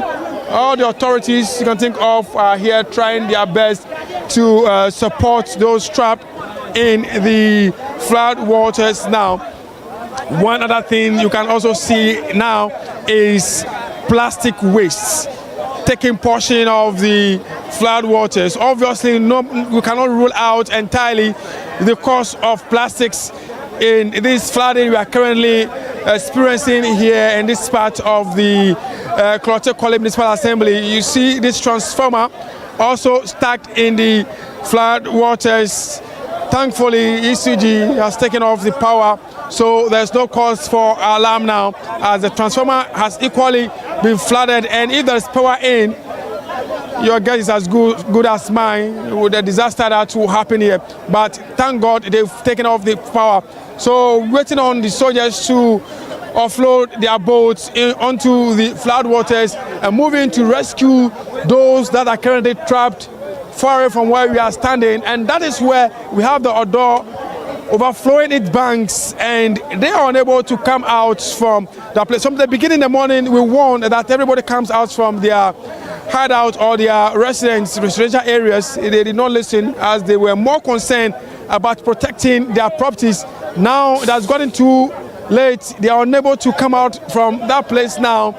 The rain water is very high now. They cannot walk through it unless the military or the rescue team moves in there to bring them safely. If not, any attempt to come out on their own would mean disaster will strike them, which is why they are still trapped in there. We are still told that a mother and a newborn baby are still being trapped in one of the buildings far away from this place, which is why the soldiers are trying their best to move towards that direction to see how they can rescue that particular family and any other family members trapped in that area.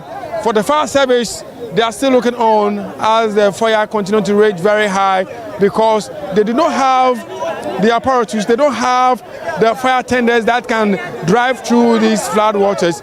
Mind you, most of the drains you see here are uncovered drains.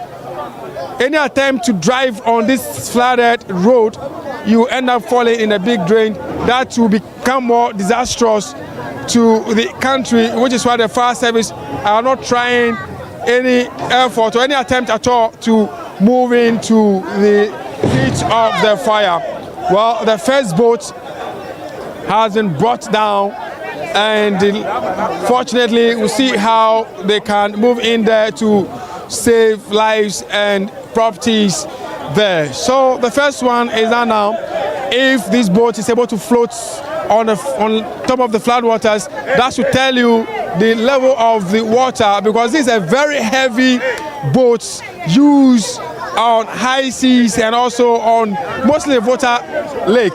But here we are floating on top of a main road, telling you the level of the flood waters we have here on the road leading from Circle to Accra. Currently, we are diverting attention to the Dabra-Sahara area, where you have many more people trapped in there. So let's wait patiently and see if we can join the military to that side and see how they go in there to rescue the people who are currently trapped in there. Let me talk to the commander and see if we can get some support, joining them to the seat of the fire and also where the people are currently trapped. Many more people are standing by watching the soldiers move in to rescue those who are currently trapped in the flood waters. And it's also another concern to the security personnel. They are not getting the chance to operate freely as many more people keep trooping in to this area, not giving chance to the security personnel to do their work. The Member of Parliament, Honorable Senator Rawlings, is overwhelmed, trying to control the people to move back so they can give access to the security personnel here to do their work. And that is the situation here now. And still trying to move in to the trapped areas to bring in more people out from that place. So, Mawana, we are going to keep our eye on this development and bring you up to speed, especially when we get to the town itself where people are currently trapped, and see if we can get them out from that area. And the personnel here are really overwhelmed with what is happening here. And we've seen the crowds are changing again, giving a signal that there could be more rain later in the evening. And what the residents who are currently trapped here saying is they want a place to stay. So if not more, can hear maybe a place where some of these people who have lost their properties can be kept for the night, will help all of us, because as it stands right now, they said they do not have any place to sleep this evening. So maybe a safe haven for those who have lost their homes and everything would help us.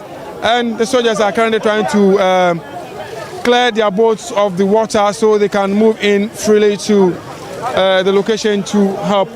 So this is how prepared we are when it comes to floods, using our boots, sacks, and what have you to collect water from the boats that we just brought in here. Obviously, much preparation, better preparation can be done going forward.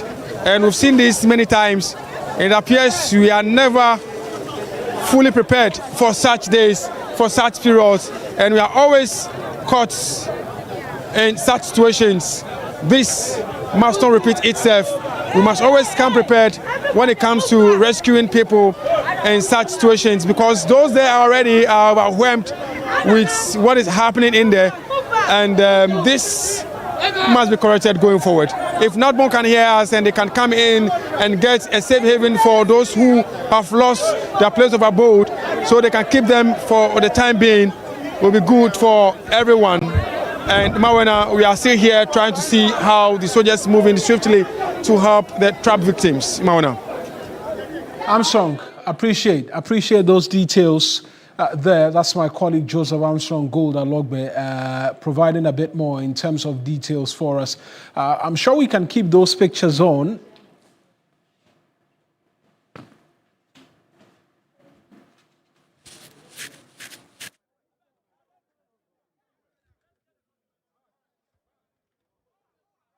That's my colleague Joseph Armstrong Gold Alogbe coming through for us, and I'm certain we can keep those pictures on even as rescue efforts continue.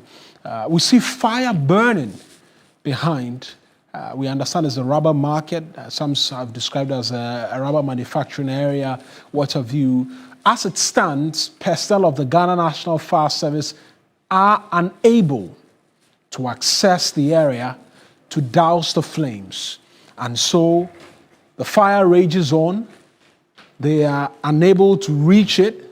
And that's a transformer unit Armstrong was talking to us about. It's a reason why some areas have their power off.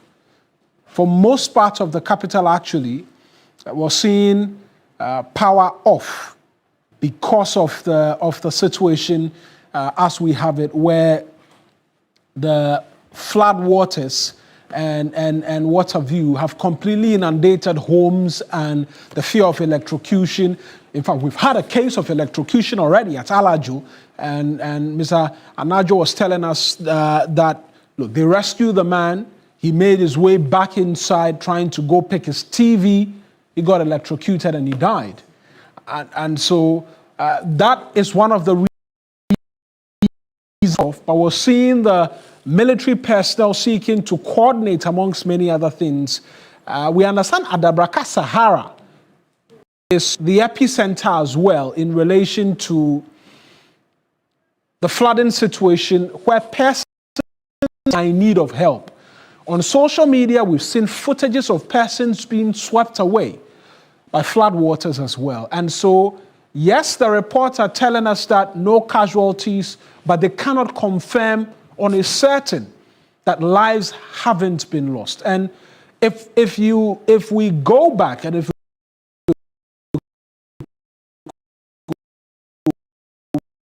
for the area, speak to my colleague Joseph Armstrong Gold Alogbe, it leaves a lot of questions as to actions and inactions that have contributed to what it is that is playing out today.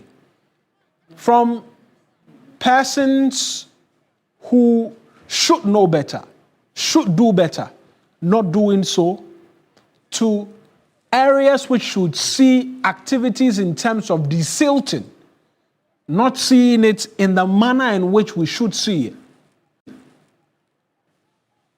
We're not saying it. The residents have been saying it. The persons who live in and around Circle have been saying it.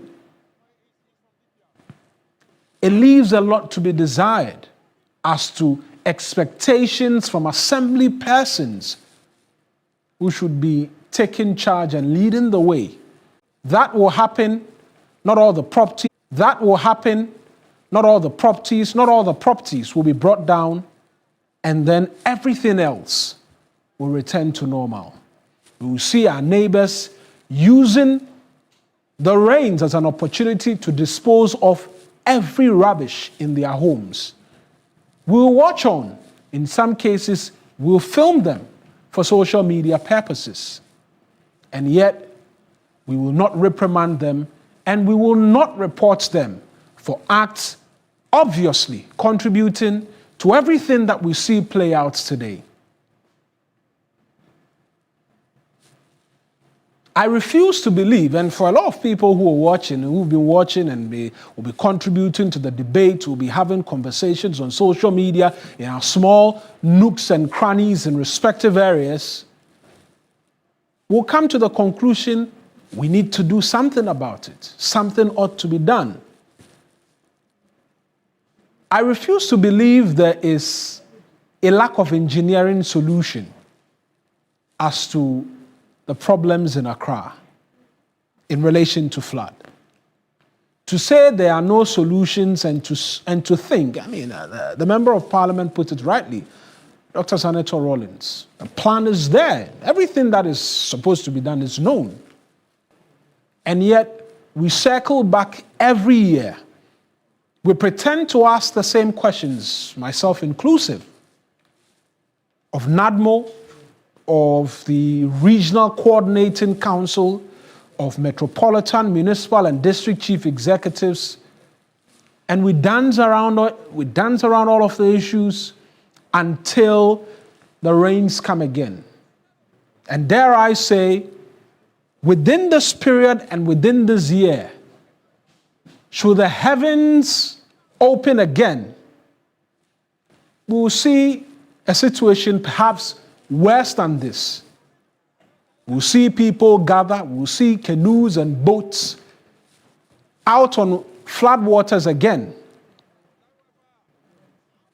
Cyclical, asking the same questions, repeating the same narrative, and yet refusing to bite the bullet that matters. For us as citizens, if you start, there'll be the complaint. Oh, why are they pulling down the buildings? Hey, that's buildings worth millions. But if there's anything we can learn from some of the courses of action taken by now Member of Parliament, Oko Vanderpoy, such painful courses of action results in benefits for everyone. I recall in his heydays as mayor of Accra, and that back then, AMA was a lot bigger, right? These days, it's been squeezed to a much smaller size. Undertook quite the demolitions, and you have to be honest. It was called Accra Commando and what have you, and political pressure was brought to bear, and he stopped. Today, as the rains have come and they continue to come, persons who live in and around some of the areas where those painful but necessary decisions were taken speak today and say they are better off. Will we take the hard, painful decisions today so we do not return to the same story, the same narrative, and the same complaint again next year? I mentioned demolitions shortly. We'll be at the Ramsar sites at Sakumo somewhere a lot later this week or next week.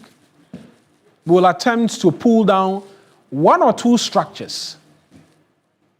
Then some of our very powerful friends in society will make 1 or 2 phone calls, and their buildings will be spared. We live these instances. Persons within the assemblies, the forest divisions, will continue to sell land with all of the assurances in this world. Then the streets,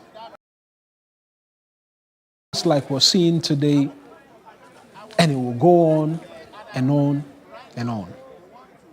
The assemblies, where lies the responsibility? It's not a lack of laws. You and I both know that. We have laws in abundance which should guide and ensure that we do what is right. There's a story someone told about parking wrongly on their own lawn somewhere in the UK. They were fined. Not a lawn put together for them by the government. Their own lawn, their own property, their own frontage. And yet a fine was slapped on them. Yet we have people building all sorts, doing all sorts. And yet we watch on because the high and mighty, you cannot speak to it. Producer, show us the footages of some of the homes which have been inundated by flood waters. Buildings and vehicles all drowned. Unfortunately, when the rains come, they do not know whether or not you are rich, whether or not you own a 6-bedroom apartment. It will come rushing into your home. That is a painful realization and the reality we live in. And so the expectation and the cause of action rest on all of us. Are you doing your bit? And it's a question I'm asking. Should governments decide today we're ending flooding in Accra, are you sure you will not pick up the phone and call somebody to exempt your building which is on a waterway? Are you sure you will not pick up the phone and call? Will you promise you will not be seeking favors to ensure part of the structures that have to go so we stop telling the tales of floods in the capital? We're on Al Jazeera. I'm sure a number of platforms will pick it up later. Do we enjoy the tale every year of the fact that it's rained and so persons cannot go to work, persons cannot find a means of transport, persons are stranded, and homes have been completely taken over? And to our government, if you leave it to us, we will threaten you all day long. I voted for you, and you are a structure. We voted for this government. Why are they doing this to us? Unfortunately, leaving it to us citizens will mean we'll continue to wallow in floodwaters whenever the heavens open up. You must lead so that the rest of us can follow. I do not think if concrete action is taken, and it is evident for all to see, we'll come back to these stories every now and then. Painful but hard decisions. Painful but hard decisions ought to be taken. And even as we continue on this coverage, persons are still sending footages, videos, messages of places which have been completely taken over by floodwaters. Persons who have to hawk to get food to eat today will not get food to eat, possibly because they cannot go out and conduct any business. And so they move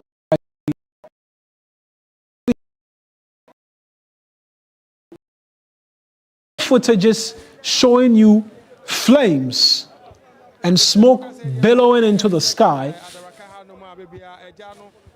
And all we can do is get boats on water to rescue as many people as we can. And the filth continues to engulf the floodwaters for all of us to see. I'm going to take you back there pretty shortly because I got the indication my colleague Joseph Armstrong Gold is trying to make his way as well into some of these areas so we can get a bit more in terms of footages, right? And appreciate exactly what's happening. But that is a situation as we see it play out. Floodwaters every now and then in the capital, Accra. We've been told there will be a bit more rains. I think my colleague Armstrong mentioned that the clouds are beginning to gather again. Could portend even more trouble. Even more trouble for persons who are still struggling and trying to wade their way through floodwaters, amongst other things. If you're watching us, that's if you have light at home, because a number of areas as well have been disconnected from the national grid as a result of the flooding. But a number of us will be catching on social media because we want to be abreast with everything that's happening.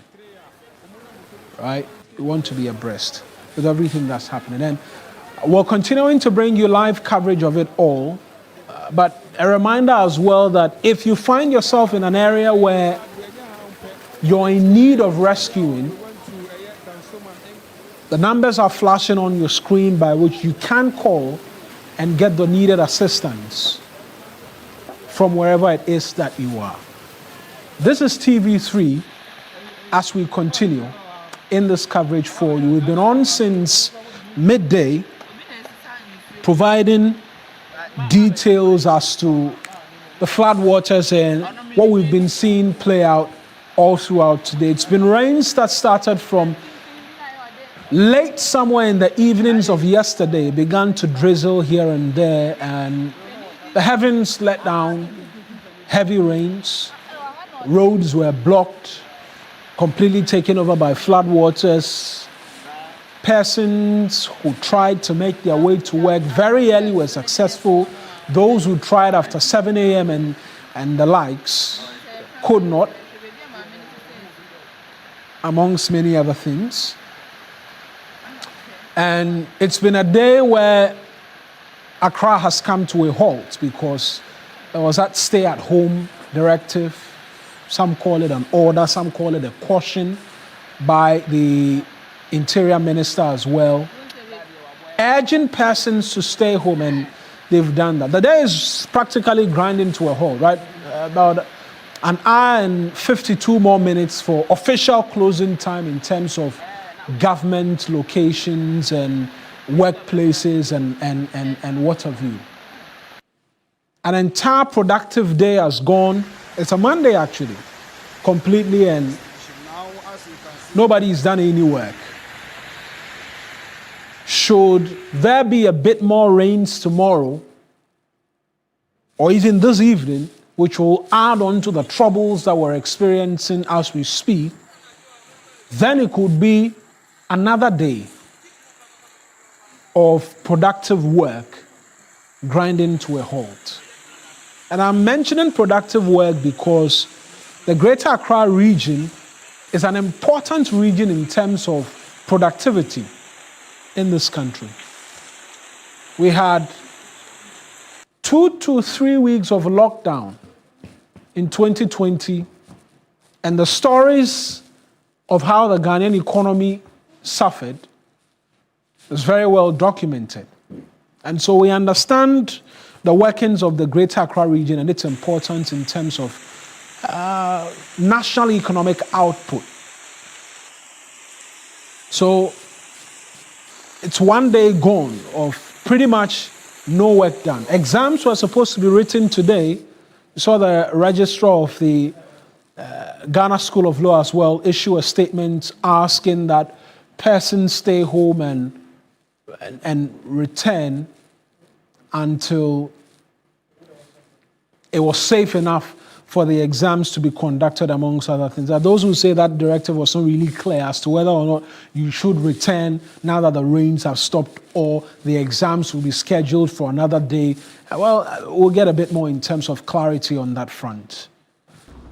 Transport operation in the capital, absolute standstill. And the sheer number of vehicles, right, Trotro, which have suffered as a result of what it is that we've seen today, will mean that there will be a shortage on the buses which must be on the road starting from tomorrow. So, pretty straightforward, a lot more persons will be by the road looking for vehicles which they cannot get. But in terms of all of what we've been saying, one of the key players in helping deal with the situation are our local assemblies. Have they failed us? Are they failing us? Richard Fiadomo is the president of the Chamber of Local Government. 30% to MMDAs. Yes, 30% to MMDAs, 50% as a result of citizens in discipline, and 20% as a result of unbridled political interference in the affairs of the MMDAs. But there are bylaws, look, that guide the operations of these MMDAs in being able to deal with the recalcitrance of persons who will continue to flout environmental safety standards. That will come back to the MMDAs, won't it? Yes, of course it is. You see, the problem we have in this country, especially when it comes to the side of the MMDA, are that the MMDAs are supposed to come out with bylaws, but when they come out with these bylaws, citizens refuse to respect, or if you like, actualize these bylaws. Why do we say this?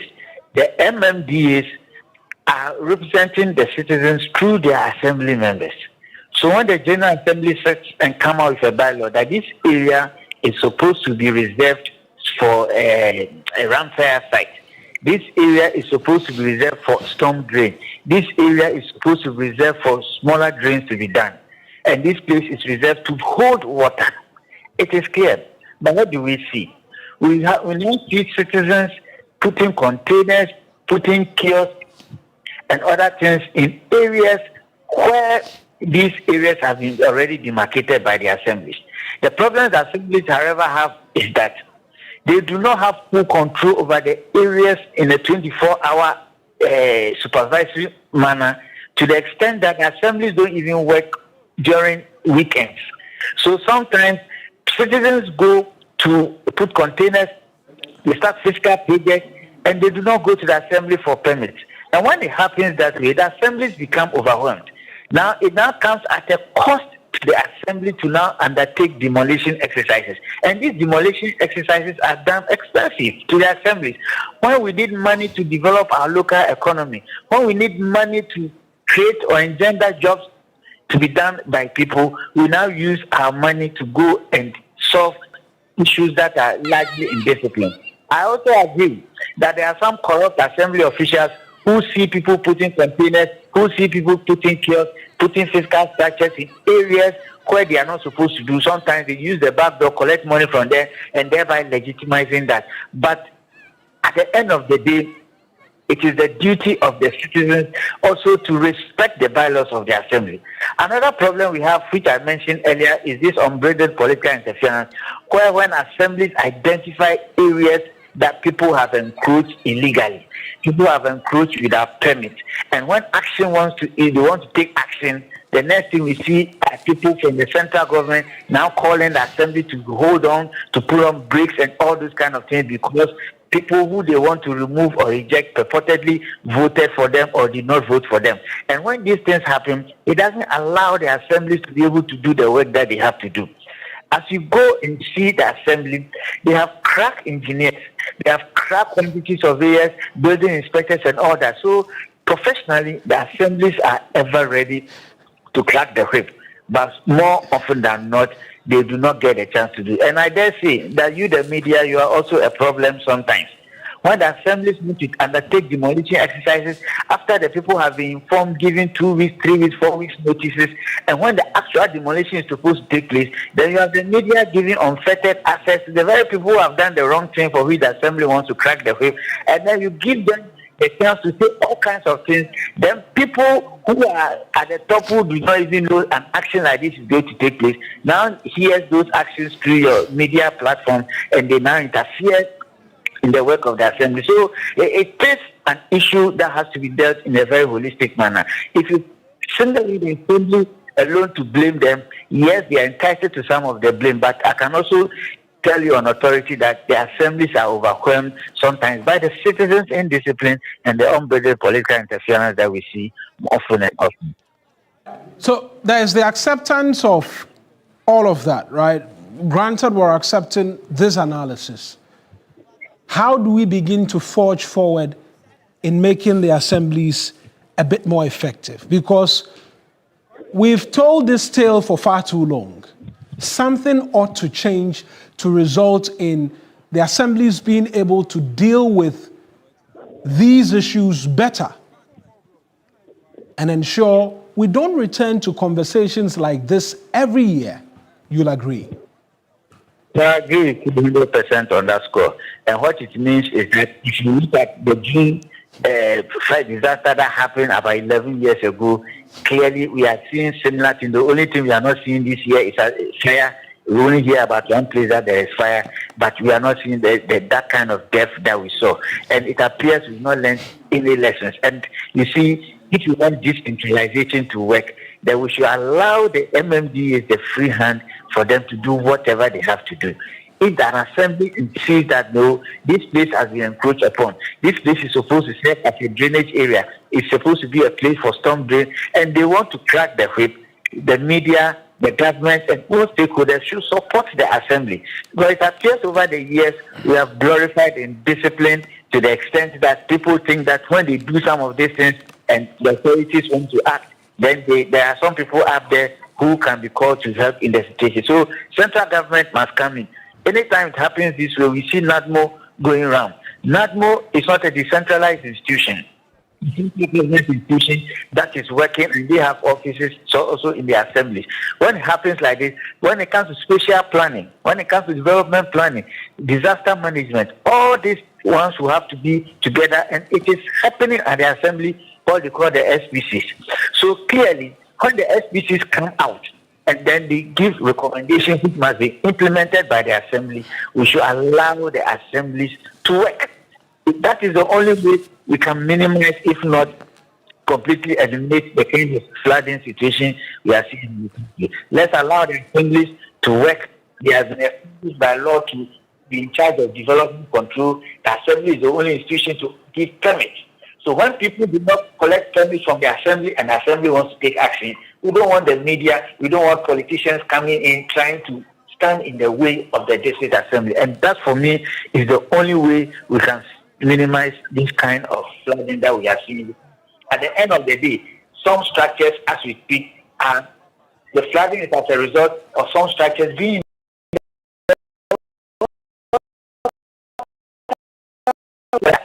to remove those structures. We will have citizens coming back at the assembly. I think the assembly is insensitive. I think the assembly does not take their plight into consideration and wants to remove them. But at the end of the day, they are costing other people. This flooding that has occurred, I am sure some people may not have been involved, have permits yet, where they are being affected. Some people do not have permits, they are built in waterways. Doc, hopefully we can circle back to a conversation again and say there's been an improvement in terms of the free hands to allow the assembly's work, and we're beginning to see its benefits. Right? We're beginning to see its benefits. I appreciate you for joining us as well. That's Dr. Richard Fiadomo joining us via the phone lines as well this afternoon, as we continue for you here on TV3 in relation to the floods and the situation as we have it. Emergency response system. Emergency response is another of the many critical areas that will require a bit more attention when all is said and done. Because when disasters happen, how well we respond will also help us save as many lives as possible. We're seeing the Maritime Authority come through, and these are live pictures from Circle, where it continues to bend, by the way, because the fire service is unable to get access to the place to deal with the fire head on. And thankfully, there are no explosives, right? Materials that could result in explosions and what have you. And so that's on the safer side. But lots and lots and lots of persons are still being rescued as we speak. And I get the indication this is Adabraka Sahara, where a lot more of officials are beginning to come through. And we're doing 22 past 3. It will begin to get dark soon. And then persons still trapped possibly will be left, not left, but opinions which are being shared by different persons as a result of the floods and what have you in the capital. But there's one important question in my surfing on social media that's been asked. Which part of Accra today can we confidently say does not flood? Which part of Accra can we confidently say does not flood? Perhaps it will not flood in its great nature like we're seeing on TV, but communities or persons or neighbors not far away from you will suffer a bit of flood waters and water rushing into their homes and what have you. Right? That's a question possibly we can brood on. As we speak today, in Accra, which part does not flood? Last week, the reports that emerged from the central region was that 18 people had lost their lives. as a result of floods in the central region. And help us if we've ever got reports of floods in the central region resulting in casualties up to the number 18 before. Slowly, gradually, the disease is spreading across different regions and different parts of the country. In the Ashanti region, we hear about floods there as well. It comes back to the point that it cannot be an engineering, a lack of a solution, right? It cannot be because we lack solutions in finding out how to deal with floods once and for all. It's a case of having watched on for a very long time all of these play out, and today, boats, canoes, life jackets are the mainstay in inarguably one of the busiest commercial hubs in the capital, Circle. Extensions to Adabraka and some other areas where you find a bit more residential properties, right? And that story has been told for a very long time. Far too many times, some people say, far too many times, the story and the tale of floods. So it will bring us back to the question, what ought to happen after today? Dr. Richard Fiadomo highlighted a painful part of recent history. June 3 flood and fire disaster. Hundreds, right? I think over 130 plus persons lost their lives. And it continues to be a dark day in recent Ghanaian history because for some of the victims, the much needed help, the much promised compensation and what have you, not fully realized, not fully materialized, and what have you. We learned lessons, at least that's what we told ourselves. 11 years down the line, and still in the same month of June, we're experiencing yet another flood around the same parts of Accra again. Only this time it's extended its tentacles to Chado. Chado is supposed to be one of the prime locations now in the capital. When you're driving in and around town, you see billboards suggesting you'll be home by now if you lived at Chado. And yet, persons who live at Chado today are having to call on emergency response teams to come get them out of their homes.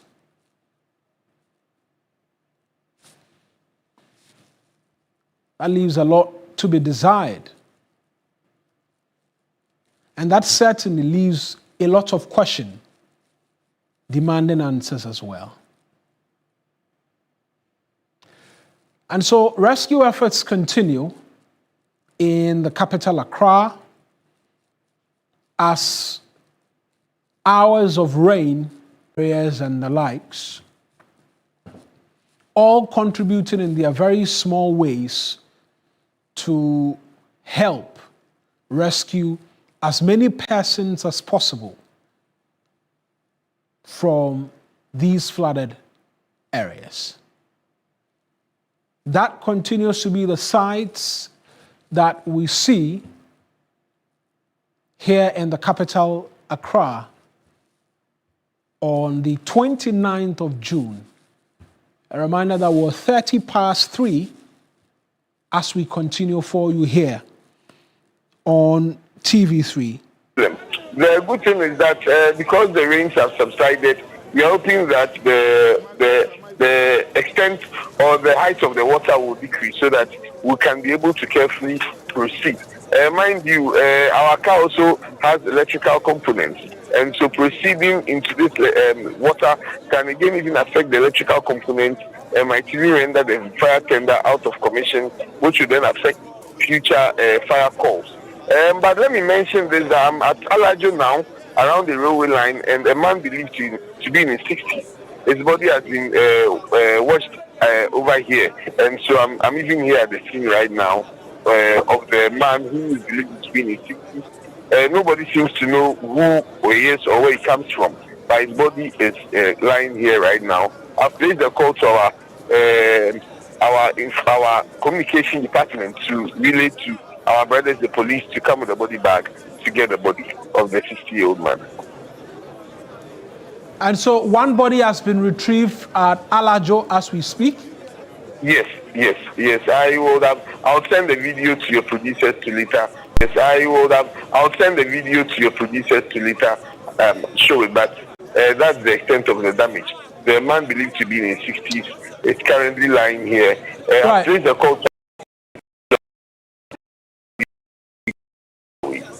Right. We understand 3 persons are reported to have lost their lives around Alajo. Can you confirm that for us? Because we know 1 person was electrocuted, which NADMO officials told us about. Now we're saying another body has been washed, and you're awaiting a body bag. In terms of casualties, where are we at in terms of the numbers? So in terms of casualties, for now, I would want to speak to what I know, or officially what my team have communicated to me.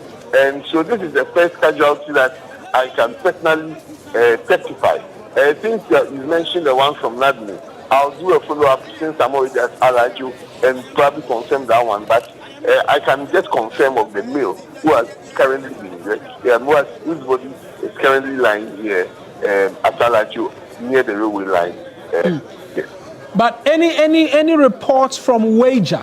Because that's also another area where we experience quite the floods. We understand there are reports coming through about a worrying development at Wager as well, where we understand 1 person may have lost their life as well. Do you have men at Wager as we speak who are providing updates or even helping rescue persons? Because now it looks like a lot of the concentration is around Circle, Alajo, rightly so, but we're getting reports as well from other areas. Well, our men, I can't confirm if we have our men at Wager at the moment. Not that I'm fully aware of that we have our men at Wager. In the early hours, we had men going there, but as of now, I can't confirm we have men there. And the information I received earlier with those who went there was no casualty at that moment. I'll be doing some more mop-up to make sure that I confirm if there's any other casualty anywhere. But per the official information I've received, even with the childhood, the update I can give you with the childhood incident is that about 30 minutes ago, a joint operation between the Ghana National Fire Service, the military, and the police were able to rescue 105 people at Chadu who were trapped. 105 people. 105 people at Chadu were trapped? Yes, and they've been rescued. Interesting. Comprising of children, women, and males. And Chadu means all persons who were trapped in and around Chadu have been rescued. Yes. Unless, of course, there's any new development in that respect. But then, the information we received and we moving in, we were able to rescue 105 people who were trapped at Hachu. 105. Wait. Eddie Owan, is it Hachu or Chadu? No, Chadu, sorry. Chadu. Okay. So 105 persons have been rescued from Chadu, but you do not have updates as to situation at Wager. Which other areas have rescue operations taking place, and we've seen rescues as well, if you can provide us with details of that? We did some rescue at Taifa. People that were rescued. We also did some rescue at Nimbo, some rescue at Mutual, some rescue at Temanu Town, We did rescue also at Santa Maria. We did rescue at Ablikuma. We did rescue at a lot of places. I would have to, maybe before the end of the day, I'll give you a proper list of all the places that we had the rescue and then the people that were rescued in total. Right, ADO1, thank you for this latest update. I'm sure we'll come to you again because, I mean, we're partners in this as we continue all throughout the day for persons who are watching at home, monitoring, concerned, asking, been calling friends, family, finding out if they're safe, if yes, you can do that. And we will continue to provide you details of it, of everything that's happening as and when we get it. We're working with the fire service, as we've just been speaking to ADO1, we've been speaking to NADMO. The Ghana Armed Forces, a bit more in terms of action and less talk, and so we're seeing them do a lot more of that as well for you. The Ghana Police Service has joined in. They are also helping to rescue as many persons as possible. We understand national security as well has been deployed in and around different parts of the capital to assist in helping deal with the situation across the capital, right? Across the capital. And we're staying on it for you here on TV3 as all of this work and all of the efforts continue all the way through. But 105 people have been rescued from Chado. And so that's great news in terms of rescue efforts being undertaken. And it will go back to that aspect where I was asking questions about which part of Accra today can you say that's not flood? Where are the lessons learned from 11 years ago such that we will not have conversations like these? There's general consensus that we must bite a bullet. But I keep asking, will you bite the bullet too if it were to graze your chin or any part of your body? By grazing, I mean if you're to be affected. Are you sure you will not be phoning somebody and be seeking to find a way out such that that property of yours which is sitting on a waterway will not be demolished? We got reports of places flooding at Kaswa, and would you believe the area began to flood when a church building was put up in the locality. A place of worship becoming a source of pain and agony for residents in the area. Will the church accept their building there is a result of floodwaters entering the homes of persons in the community? Will they allow that building to be brought down to allow the water make its way out of the community when it rains? So while we ask that the government takes the hard decision and what have you, will you take that hard decision as well? It's raining, you've opened your septic tank and all of the human excreta, the floodwaters, is an easy way for you to empty it. Look at yourself long and hard and ask if what you're doing is right. You know very well where you're going to build at. It's waterlogged, it's a waterway. When it rains, the water goes through there. You are buying sand, chippings, you are filling the ground so that you can build. Afterwards, you joined the bandwagon to say, I was buying to be better, no, you be for home. Yet, when you were filling the ground, you didn't know, or you had no idea its ramifications. The assembly officials will come circulating with red paint, stop work, produce permits now. They graze or they grease your palms slightly. And then you turn another eye and allow the buildings to sit on the waterways. The forestry officials who are selling Ramsar land with assurances, oh, when they demolish, they will not come here. You are all a part of the story being told today. All of us. Some of us who acquired the lands knowing very well we're not supposed to build. And because there is already cash available, will employ the services of workers, and then day and night you reach Lenton pretty fast. So that when push comes to shove, it's just a conversation and the building is there already. What are you going to do? You're not going to pull it down and what have you.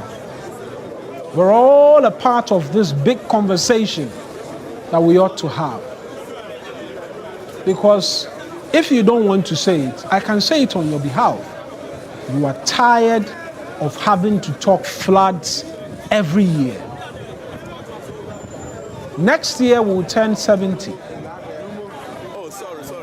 As a country, the Black Star of Africa. We've always shone bright. Right? But after 70 long years, we can argue about where we are as a country, what ought to be done, whether or not we've achieved all of the stated goals and what have you. But after 70 long years,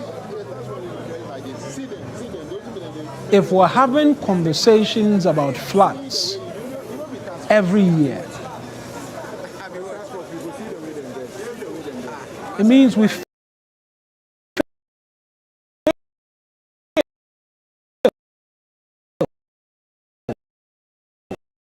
saying that describes stupidity, right?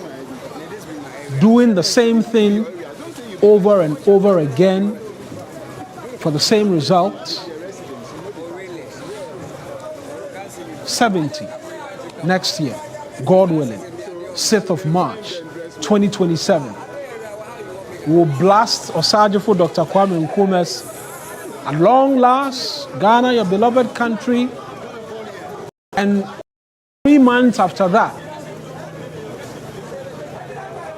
across all of the airwaves, social media, Snapchat, TikTok, everywhere, we'll be sharing pictures and videos again of Accra flooded, Cape Coast flooded, Kumasi flooded.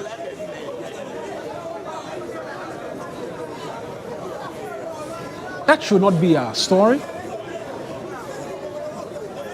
That certainly should not be the tale we tell of the Black Star of Africa.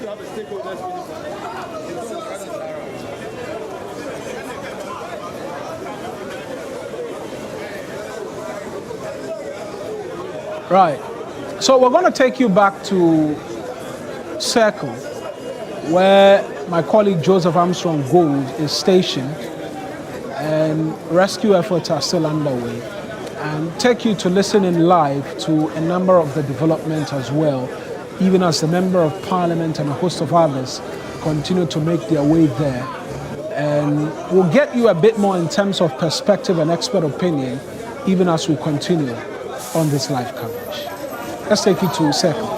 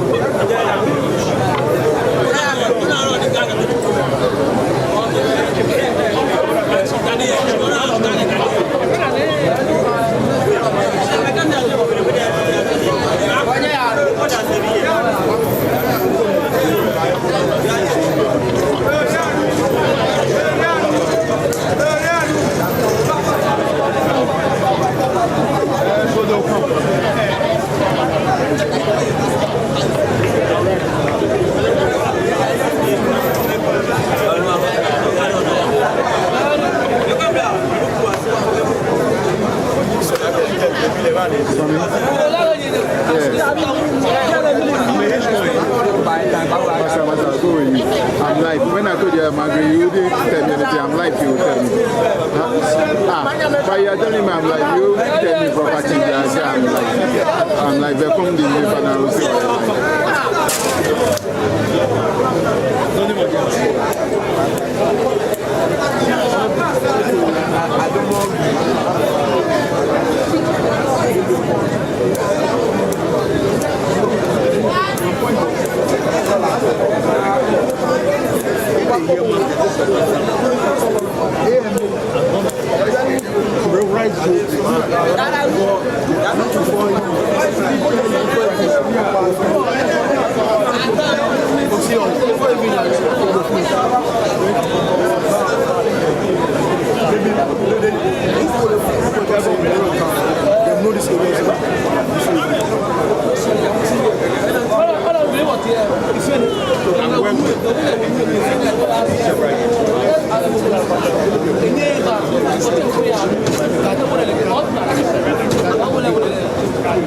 because there were no